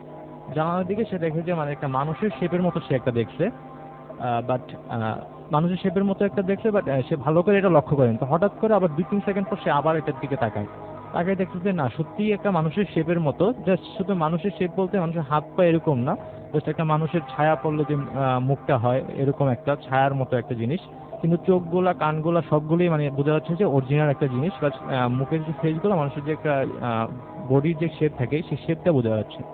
তো এই জিনিসটা দেখে ও ভয়ে জোরে চিৎকার দিয়ে ওঠে। তো চিৎকার দিয়ে ওঠার পর আমি ঘুমাইছিলাম আমার রুমে, লিটন ভাই আমার সাথে ছিল। শিপন আবার ওদিন সজাগ ছিল, যে শিপন ওর দিকে তাকায় দেখে যে ও থরথর করে কাঁপতেছে। তো কাঁপার পর ও জিজ্ঞাসা করতেছে যে কি হয়েছে, তো ও কোনো কথা বলতেছে না, শুধু বলতেছে যে আমাকে ধর। ও কাঁপতেছে আর জোরে জোরে চিৎকার করতেছে যে আমাকে ধর, আমি অনেক মানে একটা জিনিস দেখে অনেক ভয় পাইছি। তো আমি সহ ঘুম থেকে উঠে আসলাম, আমাকে গিয়ে লিটন ভাই জায়গায় তুললো যে উঠো তাড়াতাড়ি, ইরফান মনে হয় ভয় পাইছে। তো জায়গায় তোলার পর আমি আসলাম, এসে সে বলতেছে যে ও কিছুই বলতেছে না, বলতেছে শুধু আমাকে ধর। তা আমরা দুইজন যে তিনজন ছিলাম, একজন এক পাশে ছিলাম আর দুইজন জানালাটার পাশে গিয়ে জানালাটা অফ করে দিই। দেওয়ার পর ওকে আমরা জড়াই ধরার পর ও রাত্রিবেলা শুয়ে যায়। শুয়ে গিয়ে পরের দিন সকালবেলা, শুক্রবার ছিল, বৃহস্পতিবার রাত্রির কাহিনী ছিল এটার, পরের দিন শুক্রবার ছিল। তো সকালবেলা আমরা সবাই বাসায়। তো ওকে আমরা ওই দিন আর কিছু জিজ্ঞাসা করিনি, দিয়ে দেখি যে ওর গায়ে প্রচন্ড পরিমাণ জ্বর, প্রায় 100-র উপরে হবে, 102 অথবা 3 হবে, আমি থার্মোমিটার দিয়ে দেখছিলাম, আমার ঠিক সঠিক খেয়াল নেই। তো ওকে আমরা কোনো কোশ্চেন করিনি। তো ঘন্টাখানেক পর ওর যখন একটু দেখি যে কথাবার্তা বলতেছে বা ঘুম থেকে উঠছে, ওঠার পর আমরা জিজ্ঞাসা করলাম যে কি হয়েছিল ঘটনাটা। তো ওই সময় সে আমাদেরকে বিশ্লেষণ করছিল যে এরকম একটা ঘটনা হচ্ছিল, আমি এইরকম একটা জিনিস দেখছি। তো দেখার পর ওর জ্বরটা নর্মালি 3-4 দিন থাকে। থাকার পর আসলে সবচেয়ে বড় কথা হচ্ছে যে আমাদের বাসাটা আসলেই হন্টেড, কারণ আমরা নর্মালি এখানে আরো অনেক জিনিস দেখে থাকি। কারণ রাত্রেবেলা অনেক সময় দেখা যায় কি, রাত 2টা-3টার দিকে দেখছি আওয়াজ শোনা যাচ্ছে, কেউ ভাত নিচ্ছে, দেখি পাতিল থেকে যদি একটা মানুষের ভাত নেয় অথবা পাতিল থেকে কোনো একটা চামচ যদি মাটিতে পড়ে যেরকম সাউন্ড হয়, সেরকম সাউন্ড গত 3-4 দিন আগে আমি শুনছি এরকম একটা সাউন্ড হচ্ছে। তো সাউন্ডটা শুনে আমি উঠে গেছিলাম, উঠে গিয়ে দেখি যে না, আমাদের রুমের কেউ ওঠে নাই বা কোনো বিড়াল টিড়ালও ঢুকে নাই, কারণ বিড়াল যেটাতে ঢোকার একটা স্কোপ ছিল ওই ভেন্টিলেটরটা বন্ধ ছিল। আচ্ছা। তো এরকম কোনো ঘটনা ঘটেনি। তো নর্মালি আসলে আমাদের রুমে এরকম ঘটনা প্রায়ই ঘটে থাকে। আর আমাদের রুমের কিছু ঘটনা মনে হয় আমার কাজিনও আগে এপিসোডে কিছু বলে গিয়েছিল। তো আসলে এই ছিল আমার ঘটনা। ওকে, থ্যাংক ইউ সো মাচ আপনার ঘটনার জন্য, আপনাকে অনেক অনেক ধন্যবাদ। আমরা আমাদের পরবর্তী ঘটনায় যাব এবং পরবর্তী ঘটনার যে যথারীতি ইমেল, যিনি আমাদের ইমেলটি পাঠিয়েছেন তিনি আজকে স্টুডিওতে উপস্থিত হতে পারেননি, বাট তার ইমেলটি আমি পড়ে শোনাচ্ছি। তিনি লিখছেন যে আমার নাম গোলাম সরওয়ার হোসেন বাদল, আমি ফেনী জেলার দাগনভূঞা থানার জায়লস্কর গ্রামে থাকি। আমি 2011 সালের 2011 নভেম্বরে দুবাই থেকে দেশে আসি। দেশে এসে আমি রেডিও ফুর্তির ভূত এফএমের কথা শুনি। আমার এক বন্ধু থেকে ভূত এফএমের একটা পর্ব শুনি, আমার খুবই ভালো লাগে। তো আমাদের ফেনী থেকে আমি ফুর্তির সব পর্বগুলো শুনেছি এবং আমার এই ঘটনাগুলো আমি হয়তো মানে সরাসরি হয়তো শুনবো কিনা আমি জানি না, তবু আমি দুটো ঘটনা শেয়ার করতে যাচ্ছি।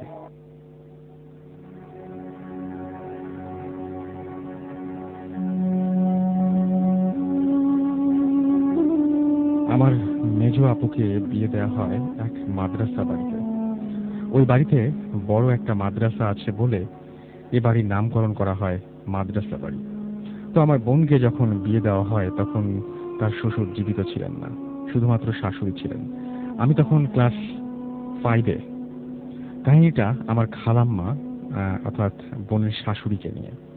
তিনি সবসময় 5 ওয়াক্ত নামাজ পড়তেন। খালাম্মা আমার আপুর কাছে থাকতেন, তখন আমার আপু ছিল একা। আমার দুলাভাই থাকতেন সৌদি আরব। আমার আপুর ঘরের পেছনে ছিল টিউবওয়েল। সবাই সেখানে রান্না বান্না, নামাজের ওযু বানানো ইত্যাদি কাজে ব্যবহার করতেন। তো একদিন ফজরের সময় আজান হয় তখন নামাজ আদায় করার জন্য ওঠেন। তিনি ঘরের পেছনের দরজা দিয়ে টিউবওয়েলের দিকে রওনা দিলেন। তখন তিনি দেখতে পান কিছু সাদা কাপড় পরা লোক টিউবওয়েলের সামনে দাঁড়িয়ে আছে। তখন তিনি খুব ভয় পেয়ে যান। তখন তিনি গলা কাশি দেওয়ার শব্দ করলে মুহূর্তেই এই সমস্ত লোকগুলো গায়েব হয়ে যায়। গায়েব হয়ে যাওয়ার কয়েক মুহূর্ত আগে তার গালে থাপ্পড় দেওয়ার মতো লাগে এবং তিনি সেখানে অজ্ঞান হয়ে যান। তারপর আমার আপু কিছু পড়ে যাওয়ার শব্দ পান এবং মুহূর্তেই বাইরে বেরিয়ে আসেন। দেখেন তার শাশুড়ি মাটিতে পড়ে আছেন। তখন তার ছেলেদেরকে ডেকে ঘরে নিয়ে যান এবং প্রায় 3 কি 5 ঘন্টা পর তার হুঁশ আসে। তিনি জানান যে তার দৃষ্টিশক্তি হারিয়েছেন তিনি এবং তিনি কিচ্ছু দেখতে পাচ্ছেন না। তিনি অন্ধত্ব বরণ করেছেন এবং অন্ধ হওয়ার 1 বছরের মাথায় তিনি মারা যান। মারা যাওয়ার আগে তিনি তার এই ঘটনাটি সবাইকে বলেন। আপুর শাশুড়ি মারা যাওয়ার পর প্রায় আপু স্বপ্নে তার শাশুড়িকে দেখতেন। এবং আরও একটা জিনিস এখনো দেখেন যে টিউবওয়েলের পাশে একটা গর্তে একটা টাকার পাতিল আছে এবং পাতিল উঠে আসছে এবং সেটা নেয়ার জন্য পাতিলটা একটা মানে ওখান থেকে একটা মানে একটা আওয়াজ বা কিছু একটা হচ্ছে। তাদের মাদ্রাসার হুজুরকে এই ব্যাপারটা জানানো হয়। হুজুর পরামর্শ দেন যেন আপু এই বিষয়টি এড়িয়ে চলেন। মাঝে মাঝে এখনো আপু তার শাশুড়িকে স্বপ্নে দেখেন।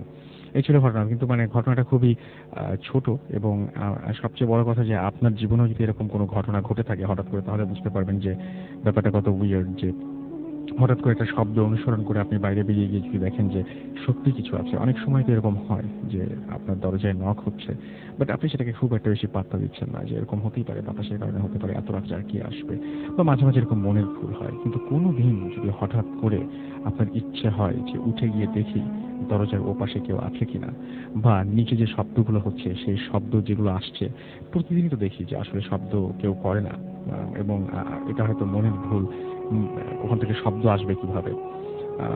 কিন্তু একদিন যদি হঠাৎ করে দেখে ফেলেন ছাদে প্রতিদিন ধুম ধুম শব্দ হয়, কখনো গিয়ে দেখা হয় না, বা গিয়ে দেখেছেন হয়তো সবাই মিলে, কিন্তু কোনোদিন সেরকম উল্টাপাল্টা কিছু দেখতে পারেনি, কিন্তু কোনো একদিন হঠাৎ করে গিয়ে যদি দেখে ফেলেন যে সত্যি কেউ শব্দ করার মতো আছে, তাহলে কেমন লাগবে? বিশেষ করে এখন যারা ঢাকা ছেড়ে যাচ্ছেন গ্রামের বাড়িতে ঈদ করতে, ঈদের ছুটি কাটাতে, এবং যারা গ্রামে কিছুদিন থাকবেন, তারা এই সমস্ত ঘটনার সম্মুখীন হতেই পারেন। এবং আমি চাই যে হলে সঙ্গে সঙ্গে আমাদের সেটা জানাবেন, আমরা সেটা প্রচার করব ভূত এফএম এ। আমার কাছে বেশ কিছু SMS রয়েছে, আমরা এখন কিছু SMS পড়তে চাই। আমি দেখতে পাচ্ছি যে আমাকে SMS করেছেন ইরিন, এবং তিনি চট্টগ্রাম থেকে SMS করেছেন। তিনি এবং তার ছোট বোন একসাথে ভূত এফএম শুনছেন। দীপ্ত আমাদের SMS করেছেন মোরুলগঞ্জ বাগেরহাট থেকে, তিনিও ভূত এফএম শুনছেন। ময়মনসিং গোরস্তান গেট থেকে আমাদের SMS করেছেন 3 ভাই। মোহাম্মদ অপু সজীব ভূত এফএম শুনছেন তিনি। এছাড়াও ফাহিম এবং নুসরাত উত্তরা থেকে আমাদের SMS করেছেন। আমাদেরকে সুজন খান চিটাগং থেকে SMS করেছেন, তার যে শুভেচ্ছা জানিয়েছেন ভূত এফএমের। আমাদেরকে এছাড়াও নাহিদ SMS করেছেন আমাদেরকে সাদিক, তারাও আমাদেরকে জন্মদিনের শুভেচ্ছা জানিয়েছেন। এছাড়া আমাদেরকে কাব্যি SMS করেছেন ময়মনসিং থেকে। আমাদেরকে SMS করেছেন সুমন কর্মকার কাপাসিয়া থেকে SMS করেছেন তিনি। এছাড়া আমাদেরকে SMS করেছেন দেখতে পাচ্ছি আদ্রিতা, এবং তিনি বলছেন যে ভূত এফএমের জন্মদিনে 2 বছর পূর্ণ করলো, এই জন্য তিনি শুভেচ্ছা জানিয়েছেন। এবং তিনি বলছেন যে ভ্যাকেশন অ্যান্ড ভূত এফএম ভালোই লাগছে তার কাছে। যাই হোক, আমরা পরবর্তী ঘটনায় যাব, তবে তার আগে একটা ছোট্ট ব্রেক নিতে হবে আমাদের, এবং ব্রেকের পরে আমরা আবারও ফিরে আসবো। কোথাও যাবেন না। এবং ইন দ্য মিন টাইম আপনারা যদি আমাকে SMS করতে চান তাহলে SMS করতে পারেন। SMS করার নিয়মটি হচ্ছে মোবাইলের মেসেজ অপশনে গিয়ে টাইপ করুন SHOUT শাউট, স্পেস আপনার নাম, স্পেস আপনার মেসেজ, পাঠিয়ে দিন 9840 নাম্বারে, আপনার এয়ারটেল নাম্বার থেকে বা অন্য যে কোনো নাম্বার থেকে। আর আপনি যদি ভূত এফএমের সরাসরি এসে আপনার ঘটনা বলতে চান, বা আপনি চান আপনার পাঠানো ঘটনা আমরা পড়ে শোনাই, বা আপনি যদি আমাদেরকে অডিও ফাইল পাঠাতে চান, তাহলে আমাদের ইমেল অ্যাড্রেসটি এক্ষুনি লিখে ফেলুন। ইমেল অ্যাড্রেসটি হচ্ছে bhutfm@radio40.fm। স্পেলিংটি বলে দিচ্ছি, ভূত FM BHOOTFM @radiofoorti.fm। এখানে নাম, ঠিকানা এবং ফোন নাম্বার সহ অবশ্যই আপনাদের ঘটনা পাঠাতে হবে। অনেকে আমাদের ঘটনা পাঠাচ্ছেন এবং অনেকে বেশ হতাশ যে তার ঘটনাটি কেন পড়া হচ্ছে না। আসলে আমরা সিলেক্ট করি সবচেয়ে ভালো ঘটনাগুলো, সুতরাং আপনার ঘটনাটা অবশ্যই অন্য সবার চাইতে ভালো হতে হবে, তাহলে আপনার ঘটনাটি পড়ে শোনানোর সুযোগ থাকবে। অনেকেই একটা ঘটনা একাধিকবার বা অনেকবার পাঠান, বাট আসলে আমাদের কিছু করার থাকে না, কারণ ঘটনাটি যদি আমরা প্রত্যেকটা ঘটনায় মন দিয়ে পড়ি এবং ঘটনাটি যদি প্রথমে সিলেক্টেড না হয়, তাহলে পরবর্তী সেটা সিলেক্টেড হবার চান্স খুবই কম। সো দেখবেন যে সবচাইতে ভালো যে ঘটনাটা, এবং যদি কোনোদিন দেখেন যে হ্যাঁ একটা ঘটনায় পড়া হলো না, বা সেই ঘটনাটা হয়তো কখনোই অনেয়ার করা হলো না, তাহলে আপনি পরবর্তী ঘটনা পাঠিয়ে আবারও ট্রাই করতে পারেন অন্য একটা নতুন ঘটনা নিয়ে। যাই হোক, আমরা চলে যাচ্ছি একটা ছোট্ট ব্রেকে, ফিরে আসছি একটু পরে। আমাদের সাথেই থাকুন। স্টে টিউনড টু রেডিও ফুর্তি অ্যান্ড ডোন্ট স্টপ দ্য ফুর্তি।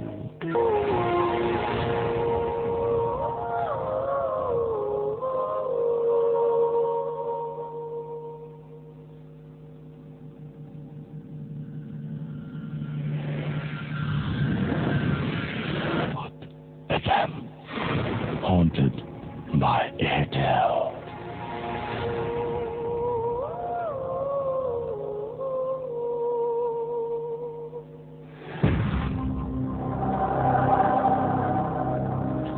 শুনছেন সবসময় রেডিও ফুর্তি, ঘড়িতে সময় রাত 12:59। আর প্রথম ঘন্টা আমরা শেষ করে ফেলেছি, দ্বিতীয় ঘন্টা আমরা এসেছি এবং আমরা সেই একই সাথে প্রথম একটা বছর শেষ করে দ্বিতীয় বছরে আমরা পা রাখছি এবং দ্বিতীয় বছর আমরা শেষ করে ফেলেছি অলরেডি। সো আপনাদের অক্লান্ত ভালোবাসা এবং আপনারা সবসময় সঙ্গে ছিলেন বলে আপনারা সবসময় ঘটনা পাঠিয়ে আমাদেরকে উৎসাহিত করেছেন। আপনাদের ঘটনাগুলো নিয়ে ভূত এফএম এতদূর পর্যন্ত এগিয়ে গেছে এবং আশা করছি যে সামনে আরো বহু দূর এগিয়ে যাবে যদি আপনারা সাথে থাকেন। আর সেই জন্য আপনাদের কাছ থেকে আমরা ঘটনা চাচ্ছি আরো বেশি বেশি করে। আমাদেরকে ইমেল করুন। ইমেল অ্যাড্রেস হচ্ছে bhutfm@radiofurti.fm। আমি সেটার স্পেলিংও বলে দিচ্ছি, ভূত এফএম BHWTFM@radiofurti.fm। শুনছেন সবসময় রেডিও ফুর্তি, আমি রাসেল আছি, সাথে চলছে ভূত এফএম হন্টেড বাই এয়ারটেল। আর আপনি যদি আপনার আজকের যে এপিসোডটি রয়েছে, যেটা এই মুহূর্তে আমরা প্রচার করছি, সেটা যদি আপনি আনফর্চুনেটলি মিস করে ফেলেন তাহলে একেবারে টেনশন করার কিছু নেই। আপনি আবারও এই ঘটনাটি শুনতে পাবেন, এই এপিসোডটি শুনতে পাবেন। এই জন্য আপনাকে যেটা করতে হবে, এয়ারটেল এম রেডিওর সাহায্য নিতে হবে। এয়ারটেল এম রেডিওর সাহায্য কিভাবে নেবেন, মানে সেই সাহায্যে আপনি কিভাবে এপিসোডটি শুনবেন? আচ্ছা, আপনার এয়ারটেল নাম্বার থেকে ডায়াল করুন 4040, সিলেক্ট করুন চ্যানেল 22। তাহলে দেখবেন যে একের পর এক আপনাকে বিভিন্ন এপিসোডের অপশনগুলো দেওয়া হচ্ছে এবং যে এপিসোডটি আপনার শুনতে ইচ্ছে করে আরও একবার, বা যে এপিসোডটি আপনি মিস করেছেন সেই এপিসোডটি তখনই আপনি শুনতে পাবেন। এবং আপনি মানে চাইলেই আপনার যে ভূত এফএমের যে টিউনটি আছে সেই টিউনটি আপনি আপনার নিজে টিউন করে ফেলতে পারেন, গড় টিউন বা মাই টিউন হিসেবে সেটও করে ফেলতে পারেন। সেজন্য আপনাকে কোড নাম্বারটা মনে রাখতে হবে। কোড নাম্বারটা আপনি চাইলে এখন লিখেও নিতে পারেন। And code number is 92125। আপনি আপনার মোবাইলের মেসেজ অপশনে গিয়ে টাইপ করুন সিটি স্পেস দিয়ে টাইপ করুন 92125 এবং এই এসএমএসটি পাঠিয়ে দিন 3123 নাম্বারে। দেখবেন যে ভূত এফএম যে টিউনটি রয়েছে সেই টিউনটি আপনার হয়ে গেছে। আপনি যদি এসএমএস পাঠাতে চান তাহলে মোবাইলের মেসেজ অপশনে গিয়ে টাইপ করুন SHOUT শাউট স্পেস আপনার নাম স্পেস আপনার মেসেজ, পাঠিয়ে দিন 9840 নাম্বারে, আপনার এয়ারটেল নাম্বার থেকে বা অন্য যে কোনো নাম্বার থেকে। আমরা চলে যাচ্ছি আমাদের পরবর্তী গেস্টের কাছে এবং আপনার নামটা একটু বলবেন প্লিজ। হাই স্যার, আমি যাবি। আমার ঘটনাটা হচ্ছে আমার একটা ফ্রেন্ডের সাথে মানে ফ্রেন্ডের কাকির সাথে ঘটে যাওয়া একটা ঘটনা। ওর নাম হচ্ছে প্রবীর পাল। তার বাসাটা হচ্ছে কালীহাতি থানার ওখানে। তো উনি ওনার বাসাটা ছিল কালীহাতির এখানে। তো উনি মানে একটা কাকি ছিল। তো ওনারা পাল বংশের লোক ছিল, মাটির হাঁড়ি-পাতিল বানাতেন।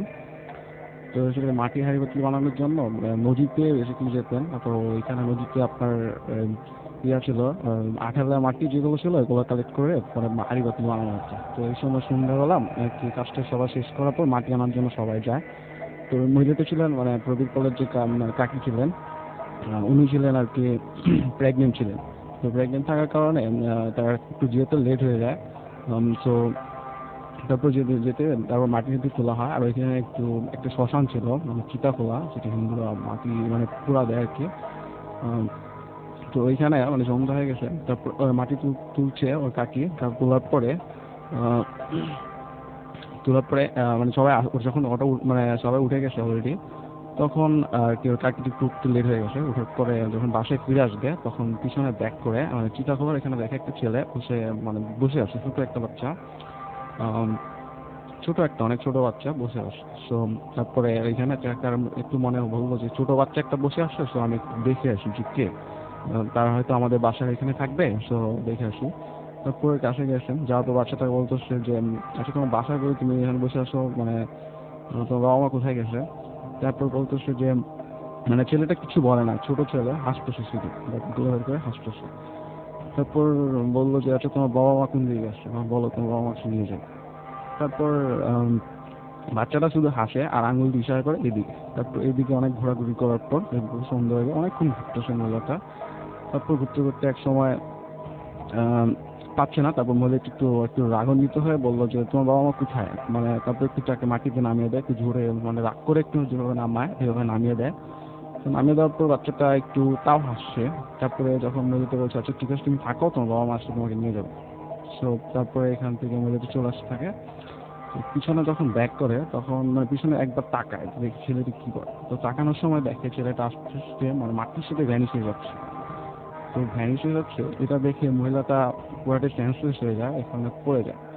তারপর এভাবে মানে পড়ে যায় সন্ধ্যার সময় তার স্বামী তার হাজবেন্ড যে সে আবার মাটির হাড়িবাতি বিক্রি করতো মানে হাটে, তো ওখানে হাট বসেছিল, হাটের বেচাকেনা শেষে সে বাড়ি আসতেছিল ওই পথটা ধরে, তখন মহিলাকে দেখে যে প্রেগনেন্ট অবস্থা মানে ওইখানে পড়ে আছে। তো তার পড়ে থাকার কারণে তাকে বাসায় নিয়ে যায় এবং নিয়ে যাওয়ার পর বলে যে কি হয়েছিল, তারপর মহিলাটি সবাইকে বলে। বলার পর তারপরে 1 বছর পর মানে যখন তার মানে প্রেগনেন্ট মানে বাচ্চা হবে, তখন বাচ্চাটা মরা বাচ্চা হয়। তারপর এরপর মানে এটাই আর কি ঘটনা ছিল শুরু। ওকে, থ্যাংক ইউ সো মাচ আপনার ঘটনার জন্য। আমরা আমাদের পরবর্তী ঘটনায় যাব এবং তার আগে কিছু SMS আমরা পড়ে ফেলবো এর মাঝখানে। আমাকে তৃষা SMS করেছেন খুলনা থেকে, হ্যাপি বার্থডে টু ভূত FM জানিয়েছেন তিনি। আমাদেরকে অ্যাঞ্জেল ইরফান SMS করেছেন, আজকের ঘটনাগুলো তার কাছে অনেক বেশি ভালো লাগছে। সঞ্জয় সিলেট থেকে SMS করেছেন, জন্মদিনের শুভেচ্ছা জানিয়েছেন ভূত FM-এর। চন্দন গোপাল লিখেছেন বেস্ট অফ লাক ভূত FM। এছাড়াও সুমন আমাদের SMS করেছেন সোহাগপুর থেকে এবং তিনি লিখেন হ্যাপি বার্থডে টু বোথ ভূত FM, রাসেল ভাইয়া। না, আমার বার্থডে না, ইনফ্যাক্ট মানে ভূত FM এর বার্থডে চলছে আর কি। This track was downloaded from FusionBD.com. Arifa আমাকে SMS করেছেন। এছাড়া আমাকে SMS করেছেন রাফি চট্টগ্রাম থেকে। এছাড়া আমাদেরকে শাকিল SMS করেছেন, আমাদেরকে মার্জিয়া SMS করেছেন এবং এছাড়া আমাদের SMS করেছেন দেখতে পাচ্ছি সৃজন, আমাদেরকে কোচি SMS করেছেন ভূত FM আচ্ছা থেকে তিনি শুনছেন এই মুহূর্তে।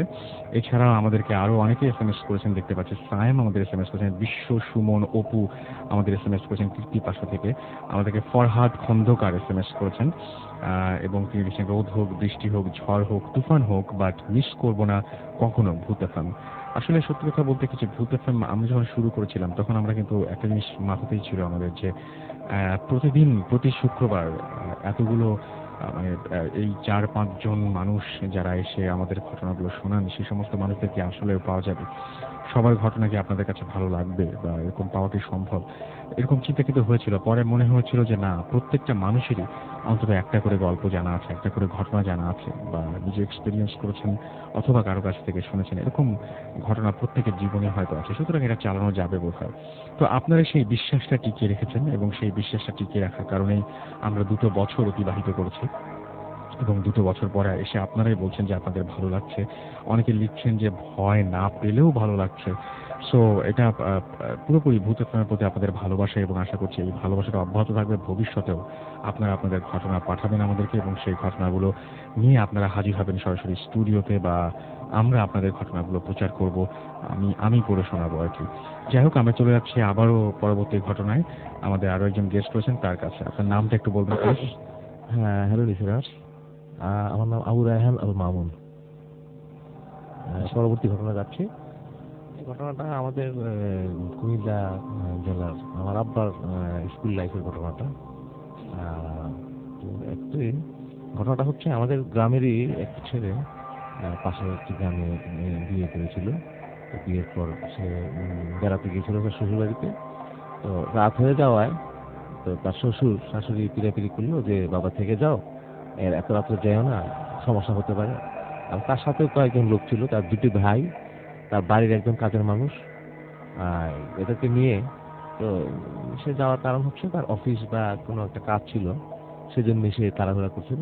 পরে সবার তার অনেক পিড়াপিড়িতে সবাই রাজি হলো, ঠিক আছে। তো রাত একটু তখনকার দিনে রাত্রিতে বের হলো। বের হওয়ার পর তারা বেশি দূর ছিল না, গ্রামের রাস্তা হলো 3 কিলো, হেঁটে যাওয়া সম্ভব তখনকার দিনে, তেমন যানবাহন ছিল না। তো তারা বের হওয়ার কিছুক্ষণের মধ্যেই 10-15 মিনিটের মধ্যেই মানে ঘটনাটা হলো যে একটা হাতি আসলো। এই এলাকায় হাতি তো সম্ভাবনাই নেই, কারণ লালমাই পাহাড় বহু দূর। হাতিটা এসে ডান দিক দিয়ে পাশ কেটে চলে গেল। তারপর যে বাড়ির যে মুরব্বী কাজের মানুষ, সে বললো ভাই আমার কাছে তো ব্যাপারটা ভালো থাকলো না, চলেন আমরা ফিরে যাই, কারণ রাত্রিবেলা এইভাবে যাওয়াটা ঠিক হবে না, বিপদ হতে পারে। তখন সে জামাই বললো যে ভাই আমি এসব বিশ্বাস করি না, এসব জিন ভূতে কোনো বিশ্বাস করি না। সে কোনো পাত্তাই দিল না। যাই হোক, তারা হাঁটতে থাকলো আরো 10-15 মিনিট, আরো অনেক পথ পাড়ি দেওয়ার পর মাঝামাঝি এসে দেখলো অনেকগুলো শুকর আসতেছে রাস্তার 2 পাশ দিয়ে, প্রায় সখানেক হবে। সেগুলো তাদের পাশ কাটায় চলে গেল। এটা দেখার পরও তাদের কাছে অস্বাভাবিক মনে হয়েছে ঘটনাটা। তো আবারও সেই মানুষ, সেই যে কাজের মানুষ, সে বললো যে ভাই আমি তো বলছিলাম, আপনি তো আমার কথা শুনলেন না, এখনো সময় আছে, চলেন ফিরে যাই। তারপরেও সে কোনো পাত্তা দিল না, বললেন যে না আমরা তো কাছাকাছি এসে গেছি। তো এরকম করতে করতে করতে করতে রাত ঘন্টা দুয়েক বেশ হাঁটা মানে তারা আস্তে ধীরে হাঁটলাম, একটা বট গাছের কাছে চলে আসলাম। বট গাছের কাছে চলে আসার পর দেখলো যে সবাই খেয়াল করলো বট গাছের উপর একটা লম্বা লোক বসে আছে এবং লোকটা তাদেরকে ইশারা ডাকছে। তারা দেখেই তারা ভয় ভয় পেলো। সেই লোক বললো, তোরা সবাই আমার নিচে দিয়ে যাইবি, আমি এখানে। সে বারবার বলতেছে, তারা কেউ ভয়ে আগাইল না। তো কিছুক্ষণের পরেই এই ছায়ামূর্তি বটগাছের উপর থেকে অদৃশ্য হইল। অদৃশ্য হওয়ার পর সেই বটগাছের নিচ দিয়ে 4 জন লোক একটা খাটিয়ায় করে লাশ নিয়ে আসলো। লাশটা আনার পর তো তারা তারা অনেকটাই হতভম্ব। লাশটা আনার পর বরের সামনে এবং ওই যে তার 2 ভাই সামনে ছিল, তাদের সামনে খাটিয়াটা রাখলো। খাটিয়াটা রাখার পরই কিছুক্ষণের মধ্যেই লাশটা দাঁড়িয়ে গেল। দাঁড়িয়ে এসে বরের গায়ে হাত দিল। হাত দেওয়ার পরে বর চিৎকার করে পড়ে গেল। তারপরে বর পড়ার পরে তার 2টা ভাই তাদের গায়ে হাত দিল, তারাও পড়ে গেল। তো বাকি যে কয়জন লোক ছিল তারা প্রাণপণে ছুটলো, এদিক ওদিক ছুটলো, ছুটে চিৎকার শুরু করলো। চিৎকার শুনে গ্রামের মানুষ এগিয়ে আসলো। প্রায় বেশ কিছুক্ষণ পর তারা মানে হারিকেন টারিকেন লাঠিটা নিয়ে আসলো এবং এসে দেখলো যে বড় বেঁচে নাই এবং তার 2 ভাই তারাও বেঁচে নাই। খুবই মানে মর্মান্তিক ঘটনাটা। এই ছিল আমার ঘটনা। ওকে, আমরা কি পরবর্তী ঘটনায় যাবো আপনার কাছে? আমার কাছে একটা ঘটনা আছে, এটা আমার জীবনে একটা ঘটনা, খুব দুঃসাহসিক, মানে ভয়াবহ অভিজ্ঞতা বলতে পারেন। আমি তখন মালিবাগে ছিলাম, একটা বাড়ি ছিল আমাদের যে ভাড়া বাসায়। তো ভাড়া বাসাটা ওই বিল্ডিংটা 5 তলা এবং এলাকাটাই ছিল অনেকটা হন্টেড। একটা পুকুর ছিল এবং পিছনে একটা বাগান বাড়ি ছিল। আমাদের সেই বাগান বাড়িটা একজন জাস্টিস থাকতেন আর ওই পাশেই আমাদের বাড়িটা। তো আমি মাঝে মাঝে ওই তখন ইন্ডিয়ান দূরদর্শন দেখার জন্য ডিশ এন্টিনা তখন মাত্র শুরু হলো, ওই সাথে এন্ট্রি ঠিক করার জন্য যেতাম। তো 5 তলায় একজন ভাড়াটিয়া ছিল, ওনাকে হয়তো নক করতে হতো। তো আমি একদিন 4 তলা পর্যন্ত উঠলাম, তখন বিকাল 4টা বাজে। 4 তলায় সিঁড়ি থেকে দেখলাম কি যে একটা মহিলা মধ্যবয়সী, তখন আমি ইন্টারমিডিয়েট ছাত্র, মধ্যবয়সী একটি মহিলা আমার পথ আগলে দাঁড়ায় আছে। আমি বললাম, আপনি কে? আপনি একটু রাস্তাটা ছাড়েন। আমি তো দেখলাম মহিলা বিস্ফোরিত চোখে আমার দিকে তাকিয়ে আছেন। দেখে আমি ভয় পেয়ে আমি কয়েকটা পিছিয়ে আসলাম। বললাম, আমি জিজ্ঞেস করলাম, আর কথা বলতে পারলাম না যে তাকে কিছু বলবো যে আপনি কে। আমার ভয় পেয়ে দাঁড়ায় আসলাম।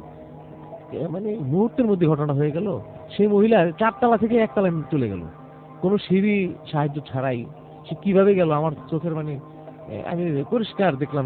সাথে সাথে আমি তার নিচে দৌড়ে গেলাম, দৌড়ে এবং এই বিল্ডিং এর মেইন গেটে একজন দারোয়ান ছিল। সে সবসময় যে আসা যাওয়া সবকিছুই খেয়াল করতো। আমি সাথে সাথে তাকে জিজ্ঞাসা করলাম যে, ভাই, এই যে একটা মহিলা এইমাত্র 4 তলা থেকে আসলো, এইভাবে লাফ দিয়ে চলে আসলো নিচতলায়, কিভাবে সম্ভব? আপনি কি দেখছেন? না না, আমি দেখি নাই। উনি তো বললো দেখি নাই। তারপরে আমি গেলাম 4 তলায়। 4 তলার যে আমাদের বাড়িওয়ালা থাকতো, ওনাদেরকে দরজা খুলে বললাম, আপনাদের বাসার দরজায় অনেকক্ষণ একজন মহিলা দাঁড়িয়ে ছিল, আপনারা কি টের পাইছেন ব্যাপারটা? না, আমরা টের পাইনি। তো যাই হোক, এই ঘটনাটা আমি বুঝতে পারলাম প্যারানরমাল ঘটনা ছিল। ওকে, থ্যাংক ইউ সো মাচ আপনার ঘটনার জন্য।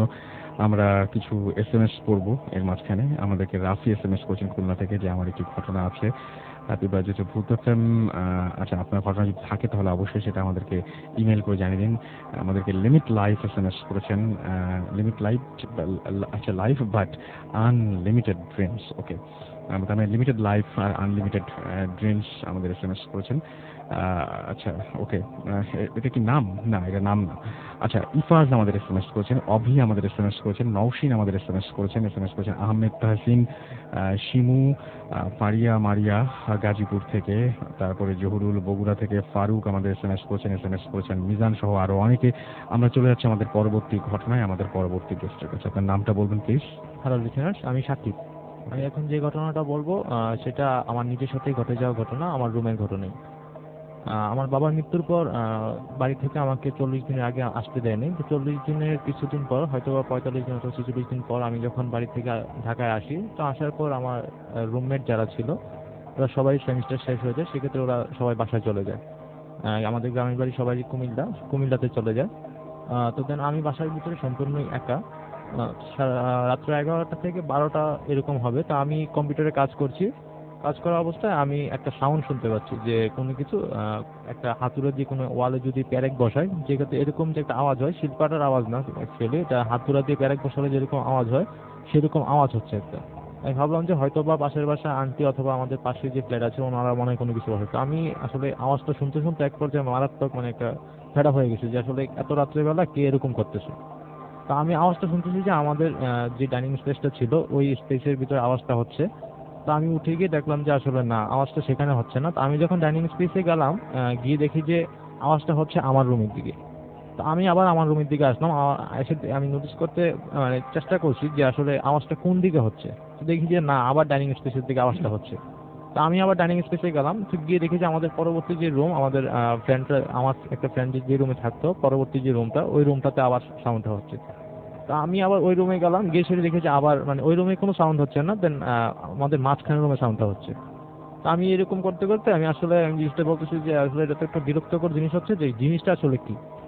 তো আমার আসলে আসলে আমার খেয়ালই ছিল না যে আমাকে যে বাড়ি থেকে বলে দিয়েছে যে 40 দিনের আগে 40 দিনের 1 বছর দেখে শুনে চলার জন্য, যেহেতু বাবা মারা গেছে 1 বছর একটু দেখে শুনে চলার জন্য।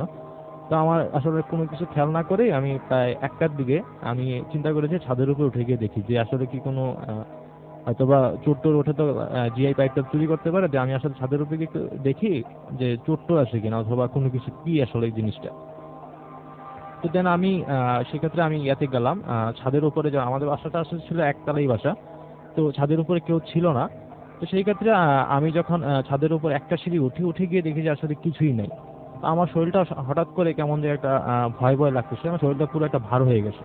তবুও আমি সাহস করে ছাদের উপরে উঠে গিয়ে একবার চেক করে ভাবলাম যে মনে হয় আমার সাউন্ড পেয়ে হয়তো বা যদি চোর টোর থেকে থাকে তাহলে আমাদের একটা টাঙ্কি আছে, প্লাস্টিকের যে টাঙ্কিগুলো, এই টাঙ্কিগুলোর পিছনে কি চলে গেছে কিনা আমি আসলে দেখার জন্য ওটার পিছনের দিকে তাকাই। তো আসলে ভাই এটা আমি তখন এটার দিকে তাকাই, পিছনের দিকে টাঙ্কিটার পিছনের দিকে তাকাই, তো দেখি যে মানে একটা কি বলবো, এটা আসলে না দেখলে বিশ্বাস করার মতো না, যে একটা সামনের রূপটা অনেকটাই সিংহের মতো, মানে চুল আছে, পিছনের দিকটা বেড়ালের মতো, এই টাইপের একটা জিনিস আমার দিকে তাড়া করে আসতেছে। মানে আসতেছে বলতে কি আমি দেখছি যে অনেক জোরে আসতেছে, আসলে জিনিসটা এত জোরে আসতেছে না। আমি দৌড় দিয়ে যখন সিঁড়িটা নিচের দিকে নামতেছি সিঁড়িটা পর্যন্ত ওই জিনিসটা আসছিল। তা আমি চিৎকার করে আমি নিচে যখন নামি তখন আমার পাশের বাসা আন্টি উঠে যায় আমার চিৎকার শোনাতে, উঠে বলতেছে যে কি হয়েছে। আমি বললাম যে আওয়াজ হওয়ার পর আমি ছাদের উপরে ওঠার পর দেখি যে একটা কিছুই নাই। তখন আমি যখন টাঙ্কির পিছনে যাই গিয়ে সে এরকম এরকম একটা জিনিস দেখতে পাই। তো দেখার পর আমি আন্টিকে বলার পর আন্টি বলছে যে, আমি বললাম যে আপনি কোনো সাউন্ড পান নাই? আন্টি বললো যে হ্যাঁ আমি তো একটা সাউন্ড পেয়েছি, আমি তো ভাবছি মনে হয় তুমি কোনো কিছু বসাইতেছো, সেজন্য আমি আর কিছু বলিনি। তো আমি ভাবলাম যে প্রথম তো আন্টি আমি এরকমই ভাবছিলাম যে আপনারা মনে হয় কোনো কিছু করতেছেন। তো আমি অনেকক্ষণ এরকম দেখার পর আমি দেখি যে আপনাদের ঘরের লাইটও অফ। তো সেই ক্ষেত্রে আমি আর আপনাদের কিছু না জিজ্ঞেস করে আমি একা একা ছাদের উপরে গেছিলাম। তো যাওয়ার পর আসলে আমি এই জিনিসটাই দেখলাম। দেখার পর আমি পরের দিন আমার জ্বর ছিল, 2-3 দিন আমার এই জ্বরটা থাকার পর আমি আসলে নর্মালি ঠিক হয়ে যাই। তো রাসেল ভাই আমাদের এই বাসাটাতে মেনলি যে জিনিসগুলো হচ্ছে, আসলে জিনিসগুলো আমি মালিকের কাছে অনেকবারই জিজ্ঞাসা করছি যে কেন এই জিনিসগুলো হচ্ছে, বা আগে কি এরকম কোনো কিছু হচ্ছিল কিনা। বা পাশের বাসা আন্টি আমাদের এই জায়গায় থাকে প্রায় 18-19 বছর হয়ে গেছে। তো আন্টি আমাকে যেটা বললো, মালিককে জিজ্ঞাসা করার পর মালিক আমাকে কিছুই বলে নাই। বলতেছে যে অন্য ভাড়াটিয়া তো থেকে গেছে, যে তোমরা তো থাকতেছো তোমরা তো প্রবলেম হইতেছে, অন্যরা তো কোনো প্রবলেম পায় না বা অন্যরা তো কোনো এই ধরনের আমাকে কমপ্লেনও করে না। তো মালিক আমাকে কিছুই বলে না। তো আমি আন্টির কাছে বললাম যে আন্টি অনেকদিন ধরে এখানে থাকতেছে মহাখালীতে, তো প্রায় 18-19 বছর হয়ে গেছে। তো আন্টিকে আমি জিজ্ঞাসা করলাম যে আন্টি এখানে কি হয়েছিল বা এরকম কি কোনো ঘটনা হয়েছে। আন্টি বলছে যে এই মহাখালী আসলে আপনি ওদিকে গেলে অবশ্যই দেখতে পারবেন, মহাখালী এখনো টিনের ঘর আছে এখানে অনেকগুলা। তো আন্টি বললো যে এখানে যখন টিনের ঘর ছিল তখন একটা মহিলা, প্রেগনেন্ট একটা মহিলা আপনার ইয়েতে গেছিল, বাথরুমে গেছিল। তো আপনার টিনের ঘর থাকা অবস্থায় বাথরুমগুলো কিন্তু আলাদা আলাদা থাকে, মানে এক জায়গায় অ্যাটাচ থাকে না। তো ও বাথরুমে যাওয়ার পর ও বাথরুম থেকে আর বেরিয়ে আসে নাই, ওনাকে মেরেই টাঙ্কির নিচে ফেলে রাখছিল, মানে জাস্ট যে চাকাগুলো থাকে চাকার ভিতরে মেরে ফেলে রাখছিল। তো এরপরে থেকেই এইখানে এরকম, আর এখানে একটা বড় আম গাছ ছিল, আম গাছটা ঘরটা করার সময় আম গাছটা কেটে ফেলা হয়েছিল। এই ছিল আসল ভাই এখানকার ঘটনা। আরেকটু ঘটনা আছে যে আমাদের যে রুমটাতে বেশি এই ঘটনাটা হয়, তা আমি একদিন এই জিনিসগুলো লক্ষ্য করলাম যে আমি একদিন ফোনে কথা বলতে বলতে আমি জানালার কাছে গেলাম, আমার রুমের জানালাতে। হঠাৎ করে দেখি যে জানালার যে ফ্রেম থাকে, এই ফ্রেমের যেখানে জানালার পাটটা এসে আটকায়, যে ফ্রেমটা থাকে স্টিলের, এই ফ্রেমটাতে দেখলাম যে একটা আরবি লেখা লিখে মানে একটা টাঙানো আছে ফ্রেমটাতে। তো আমি এই জিনিসটা দেখে আমি চিন্তা করলাম আসলে আমার রুমে তো আমি কিছুই দেখি নাই, বা আমার রুমে এতদিন ধরে থাকতেছি কোনো কিছু দেখিনি, শিপনের রুমে সবগুলো দেখতেছি। আমি হঠাৎ করে আমি চিন্তা করলাম যে আমি শিপনের রুমে যাই। গিয়ে সেটা দেখি তো শিপনের রুমে পুরো তছনছ করে খুঁজলাম যে না, শিপনের রুমে কোনো জায়গায় আরবি লেখাটা লেখা নেই বা এরকম কোনো সংকেত বা যে আরবির যে সংকেতগুলো থাকে এরকম সংকেত। তো আমি চিন্তা করলাম আসলে হয়তো বা আমার রুমে এরকম আরবি লেখাটা আছে বিদায় মনে হয় আমি মানে এরকম কোনো প্যারানর্মাল জিনিস থেকে আমাদের রুমটা সেভ আছে। বাট শিপনের রুমে এরকম কোনো ঘটনা আমি দেখিনি বা এরকম কোনো জিনিস আরবি লেখাটাকে অথবা কোনো এরকম কোনো আমি জিনিস দেখিনি। তো আমি চিন্তা করলাম যে আসলে মনে হয় ঘটনাটা এখানেই হচ্ছে যে ওই রুমটা হয়তো বা বাঁধানো নেই, সেই কারণে মনে সম্ভবত এই ঘটনাটা হচ্ছে। ওকে, তো এই ছিল আসলে আমার ঘটনা। থ্যাংক ইউ ধন্যবাদ। আপনার ঘটনার জন্য। আমরা পরবর্তী ঘটনায় যাব, তবে তার আগে আমাদেরকে ছোট্ট বিরতি নিতে হবে।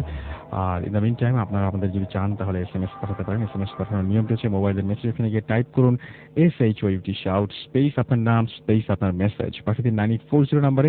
কোথাও যাবেন না, জাস্ট ছোট্ট একটা বিরতির পরে ফিরে আসছি এখনই। স্টে টিউনড রেডিও ফুর্তি অ্যান্ড ডোন্ট স্টপ দ্য ফুর্তি।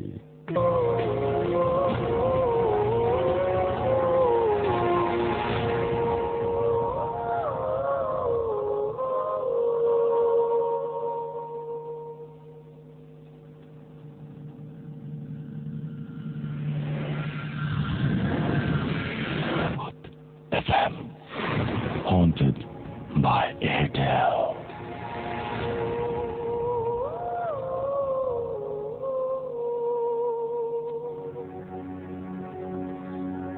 শুনছেন সবসময় রেডিও ফুর্তি, ঘুরতে সময় রাত 1:22।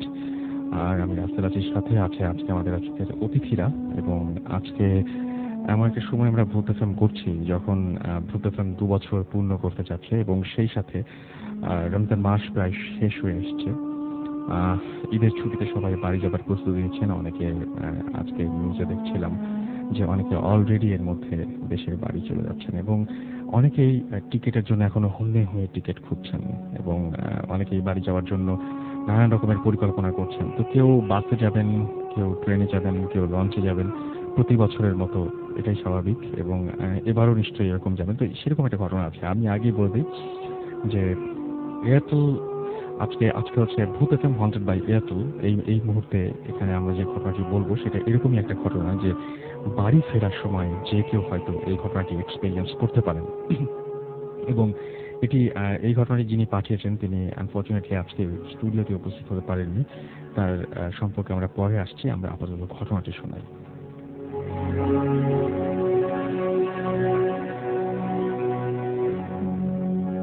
প্রিয় রাসেল ভাই, আশা করি ভালো আছেন। আমি যেই ঘটনাটি লিখছি সেটা আমার লাইফে ঘটে 2008 সালে এবং 2008 সালের ঘটনাটি ঘটেছিল ঈদের 1 সপ্তাহ আগে, ঠিক এখন যেমন। এবং একটা ট্রেনের ভেতরে ঘটনাটি ঘটে।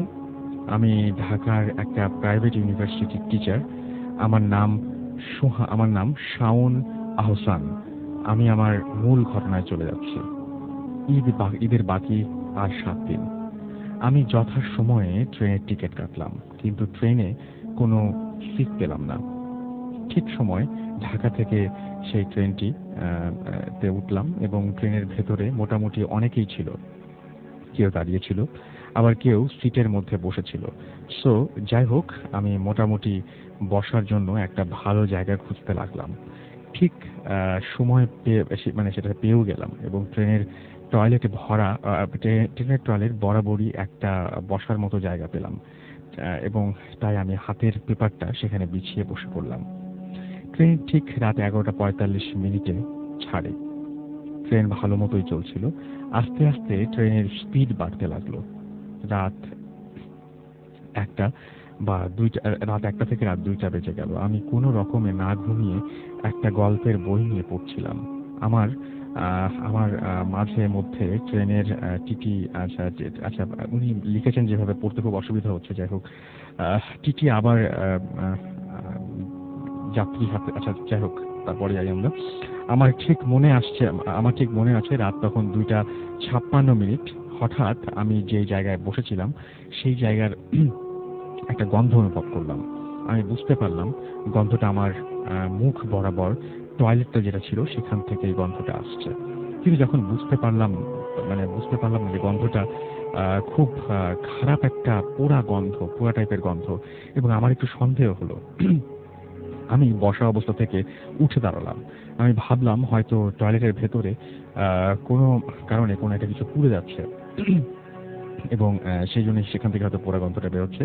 আমি টয়লেটের দিকে এগিয়ে গেলাম, আস্তে আস্তে দরজাটা ধাক্কা দিয়ে খুললাম। ভেতরে তাকিয়ে আমি খুব অবাক হলাম। আমি দেখলাম ভেতরে 7 থেকে 8 বছরের একটা বাচ্চা ছেলে বসে আছে এবং বাচ্চাটি আমার দিকে বড় বড় চোখে তাকিয়ে আছে। আমি প্রথমে একটু ভয় পেয়েছিলাম, বাট পরে ভাবলাম হয়তো ট্রেনের কোনো যাত্রী বাচ্চা হবে। আমি তাকে সাহায্য করার জন্য ভেতরে হাত বাড়িয়ে দিলাম, কিন্তু সেই বাচ্চা ছেলেটি যেন গুটিসুটি হয়ে বসলো।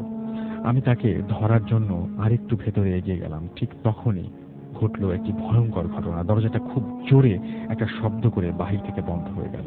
আমি খুব জোরে জোরে টয়লেটের দরজা ধরে টানতে লাগলাম, কিন্তু মনে হলো বাহির থেকে কেউ দরজা অফ করে দিয়েছে। আমি পেছন দিক ঘুরে তাকালাম, দেখলাম সেই বাচ্চাটি যে বসেছিল সে নেই। অর্থাৎ আমার সাথে ভেতরে থাকার কথা ছিল যে বাচ্চাটি, সেই বাচ্চাটি কোথায় গেল, সে নেই কেন? আমি নিজেকে নিজে প্রশ্ন করলাম, আমি যে এতক্ষণ যা দেখলাম তার সবই কি ভুল? হঠাৎ আমার মাথার উপরে যে লাইটটা ছিল সেটা কোনো কারণ ছাড়াই অফ হয়ে গেল। আমি লাইটের সুইচ ধরে টিপাটিপি করতে লাগলাম, বাট লাইট জ্বলল না। আমি পকেট থেকে মোবাইল বের করলাম, দেখলাম মোবাইলের চার্জ নেই। আমি অন্ধকারে খুব ভয় পেতে লাগলাম।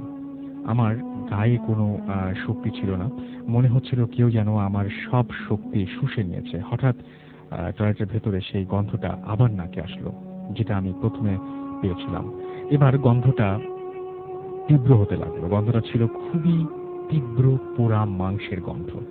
আমি বুঝতে পারলাম এই টয়লেটের ভেতরে কিছু একটা আছে। গন্ধটা আরো তীব্র হতে লাগলো। আমি আবার খুব জোরে দরজা ধরে টানতে লাগলাম। ঠিক তখনই আমার কাঁধে একটা হাতের স্পর্শ পেলাম। আমি বুঝতে পারলাম পেছনে কেউ একজন দাঁড়িয়ে আছে। আমি ভয়ে ভয়ে পেছনে ঘুরে তাকালাম।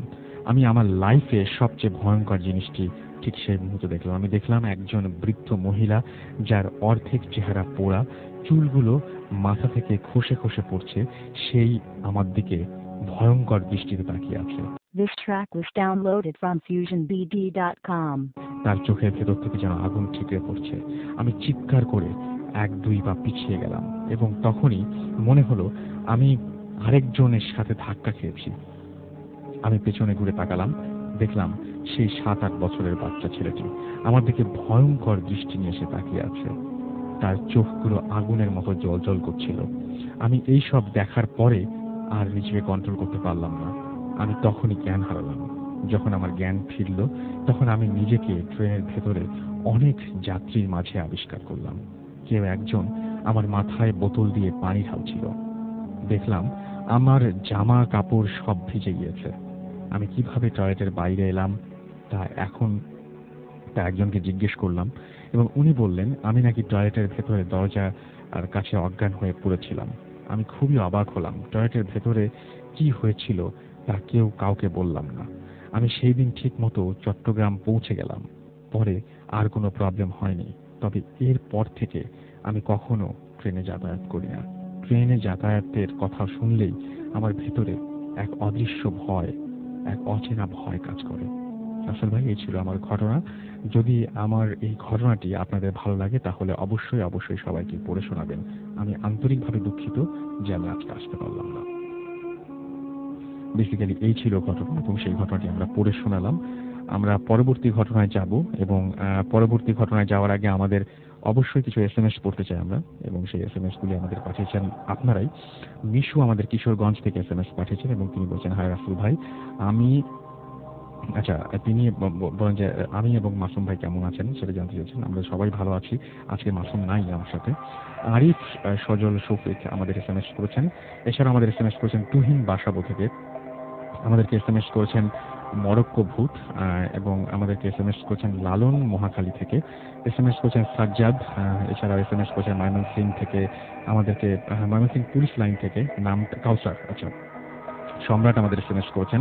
SMS করেছেন আমাদেরকে সুস্মিতা বণিক, এছাড়া SMS করেছেন প্লাবন গাজীপুর থেকে, SMS করেছেন ঈশা মুনতাসির, এছাড়াও বিপ্লব শীল আমাদের SMS করেছেন, SMS করেছেন ওয়ালিদ, এছাড়াও SMS করেছেন আমাদেরকে পারভেজ, SMS করেছেন মৌমিতা নাফিজ, এছাড়াও প্রত্যয় সহ আরো অনেকে। যারা SMS এখনো পাঠাতে পারেননি, যারা SMS পাঠাতে চান তারা SMS পাঠান, লিখে ফেলুন SHOUT শাউট, স্পেস আপনার নাম, স্পেস আপনার মেসেজ, পাঠিয়ে দিন 9840 নম্বরে।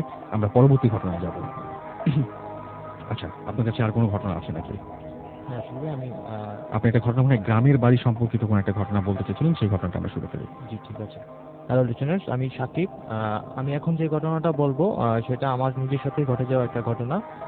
এটা আমার গ্রামের বাড়িতে ঘটে যাওয়া ঘটনা। আমার গ্রামের বাড়ি হচ্ছে বিবাড়িয়া জেলায় কসবা থানার শালদা নদী গ্রামে। তো আমি এখন যে ঘটনাটা বলবো সেটা 2007 অথবা 2008-এর প্রথম দিকের ঘটনা। তো আমার কাজিন এবং আমার কাজিনের দুইজন ফ্রেন্ড আমার গ্রামের বাড়িতে বেড়াতে আসে।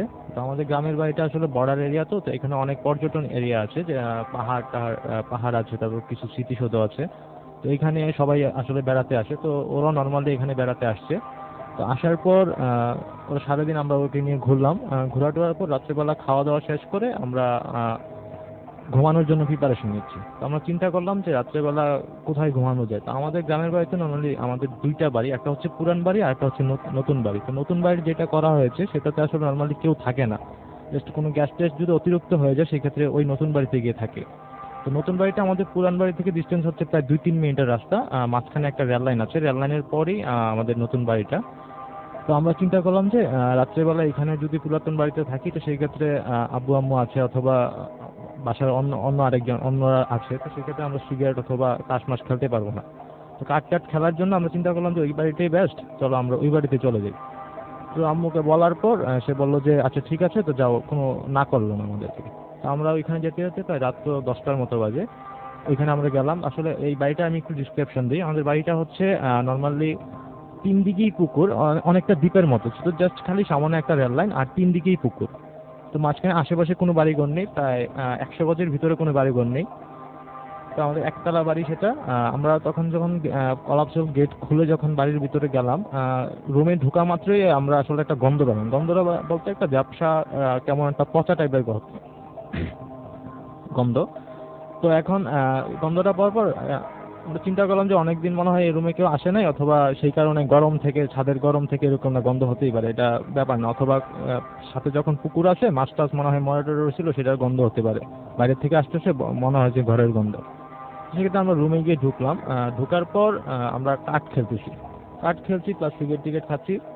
তো হঠাৎ করে প্রায় রাত্র আনুমানিক 1:30টার মতো বাজবে, 1:30 কি 2টা বাজবে। তো আমরা শোয়ার জন্য প্রিপারেশন নিচ্ছি। আমরা বাথরুমে গেলাম। বাথরুমে যাওয়ার পর বাথরুম থেকে সবাই ফ্রেশ হয়ে আমরা আসলাম শোয়ার জন্য প্রিপারেশন নিই। তখন শোয়ার 5 মিনিট ওভার হয়ে সারছে, তখন দেখতেছি যে বাথরুমের থেকে কেমন ট্যাপের আওয়াজ শোনা যাচ্ছে, মানে ট্যাপ থেকে পানি পড়লে যেরকম আওয়াজ হয় সেরকম আওয়াজ হচ্ছে। আমরা চিন্তা করলাম যে কেউ লাস্ট যে বাথরুমে গেছে সে কি আবার ট্যাপ ছেড়ে দিয়ে আসলো নাকি। তো আমি উঠে গিয়ে ট্যাপটা গিয়ে দেখলাম যে না, ট্যাপ ঠিক আছে, ট্যাপ কোনো প্রবলেম নেই। আমি যখন উঠে গেছি তখন আওয়াজ টোটালি অফ, মানে আর কোনো আওয়াজ হচ্ছে না। তবুও আমি ট্যাপটা চেক করে আসলাম যে আসলে কি পানি পড়তেছে কি পানি পড়তেছে না। তো আমি ট্যাপ চেক করার জন্য গেলাম, গিয়ে দেখি যে না, আসলে ট্যাপটা অফ, কোনো সাউন্ডও হচ্ছে না। এখন আবার যখন রুমে এসে দরজাটা নক করলাম, দেন তখন শুনতেছি যে আবার ট্যাপ থেকে পানি পড়তেছে। তো আসলে দ্বিতীয়বার যখন এই জিনিসটা হচ্ছে তখন আমি সবাইকেই জিনিসটা শোনাই। সবাইকে শোনার পর সবাই এই জিনিসটা সাউন্ডটা শুনছে। শোনার পর আমি চিন্তা করলাম, হঠাৎ করে একটা ভয় ঢুকে গেল যে আসলে জিনিসটা কি হইতেছে। তখন আবার চিন্তা করলাম যে কোনো খানিকটা পানি টানি রাখা আছে কি, পানির ভিতরে কোনো কিছু পড়ছে সেরকম, যে এটা ওঠার জন্য উপরের দিকে উঠতেছে এরকম কোনো সাউন্ড কিনা। তো আমরা 4 জনই রুম থেকে বেরিয়ে গেলাম। বেরিয়ে গিয়ে ডাইনিং স্পেসের সাথেই বাথরুমটা। তো এখানে আমরা গেলাম, গিয়ে এসে দেখলাম যে না, চারিদিকে দেখলাম। আমরা যখন ডাইনিং স্পেসে গেলাম তখন টোটালি সাউন্ডটা অফ, মানে আর কোনো সাউন্ড হচ্ছে না। তো আমরা আসলে জিনিসটা চিন্তা করতে পারছি না যে আমরা জিনিসটা কোন দিক থেকে আওয়াজটা আসতেছে, কি বাথরুম থেকে আসতেছে না কোন দিক থেকে আসতেছে। তো আমরা যখন দেখলাম না যে না, আসলে এরকম কোনো সাউন্ড হচ্ছে না এখানে, তো আসলে একটা খুবই ভয় পেয়ে যায় যে আসলে কি হচ্ছে ঘটনাটা। আর আমরা যে এখানে কোনো চিৎকার দেবো বা কোনো কিছু করবো বা মানুষ একজন ডাক দিব, আর ওই সময় ফোনের যুগটা এত অ্যাভেলেবেল ছিল না যে ফোন করে মানুষকে আনা যাবে বা এরকম কোনো কিছু একটা ছিল না, বা আমাদের কাছেও হেল্প ছিল না ওই সময়। এরপর চিৎকার দেওয়ার কোনো স্কোপ দেখতেছি না। সেক্ষেত্রে আমরা দৌড় দিয়ে গিয়ে আমাদের রুমে গিয়ে দরজাটা নক করে দিই। দরজাটা নক করে দেওয়ার পর আসলে ভাই দেখলাম যে মানে শুধু মাঝখানের রুমে পায়ের হাঁটার আওয়াজ, এরকম আওয়াজ শোনা যাচ্ছে। তো এক পর্যায়ে আবার দেখি যে পানির সে সাউন্ডটা শোনা যাচ্ছে, মানে শুনতে শুনতে পুরো ফেড আপ হয়ে গেলাম। ফেড আপ হয়ে আমি আর আমার কাজিন দুজনেই বের হলাম রুম থেকে, যে আসলে কি জিনিসটা, যদি জিনিসটা না ক্লিয়ার হওয়া যায় তাহলে বোঝা যাবে যে জিনিসটা কি। তখন আমরা যখন রুম থেকে বের হলাম, বের হয়ে গিয়ে দেখি যে জাস্ট আমরা রুম থেকে দরজাটা খোলার সাথে সাথে অন্য রুমগুলো লাইটগুলো অফ ছিল, আমাদের রুমের লাইটগুলো জ্বালানো ছিল। তো দরজাটা অফ করার সাথে অন করার সাথে সাথে যখন আমরা ডাইনিং স্পেসে গেলাম, দেখি যে একটা ছায়ার মতো বাথরুম থেকে অন্য একটা রুমের দিকে যাচ্ছে। তো আমরা চিন্তা করলাম যে হয়তোবা আমরা যে রুমটা থেকে বেরিয়ে আসছি এর মতো লাইটটা জ্বলতেছে, যে আমার কাজিন আমার পর পর বেরিয়ে আসছে না, আমি ভাবছি যে ওর ছায়াটা মনে হয় এখানে এসে পড়ছে। তো সেটা রিফ্লেকশন হয়েছে, সেজন্য মনে হয় যে এই ছায়াটা দেখা যাচ্ছে। তো আমরা ওইটাকে বিষয়টা গুরুত্ব দিলাম না, ওইটাকে আমরা ধরলামও না যে আসলে না এটা কিছুই ছিল না। তো সেক্ষেত্রে আমি গেলাম বাথরুমে গিয়ে আমি জাস্ট প্রথমে দরজাটা খুললাম, দেন লাইটটা টিপ দেওয়ার জন্য প্রিপারেশন নিলাম। দরজাটা খুলে এসে দেখি যে আসল ভাই বাথরুমের ভিতরে একটা মানুষের, এটা ছায়া বলা যাবে না, জাস্ট মানুষের চোখগুলো যদি আলাদা আলাদা করে লাগানো থাকে, চোখ এক জায়গায়, কান এক জায়গায়, মুখ এক জায়গায়, এই টাইপেরই মানে একটা মাথার শেপে আছে, বাট এগুলো আলাদা আলাদা, অন্য আর কোনো কিছু নাই, জাস্ট শুধু চোখগুলো, কানগুলো, এগুলোই আছে মানুষের।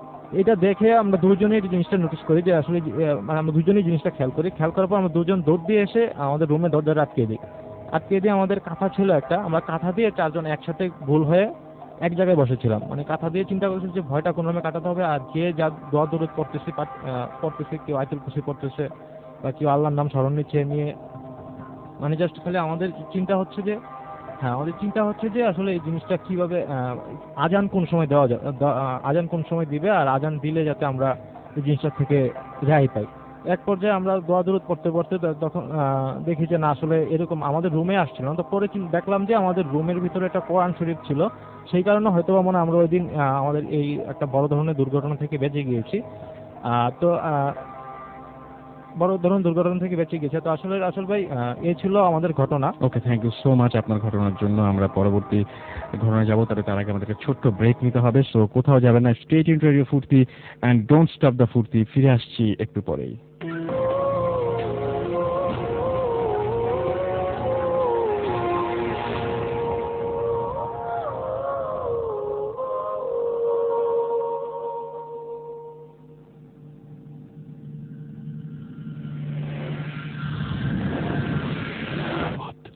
FM, haunted by Airtel.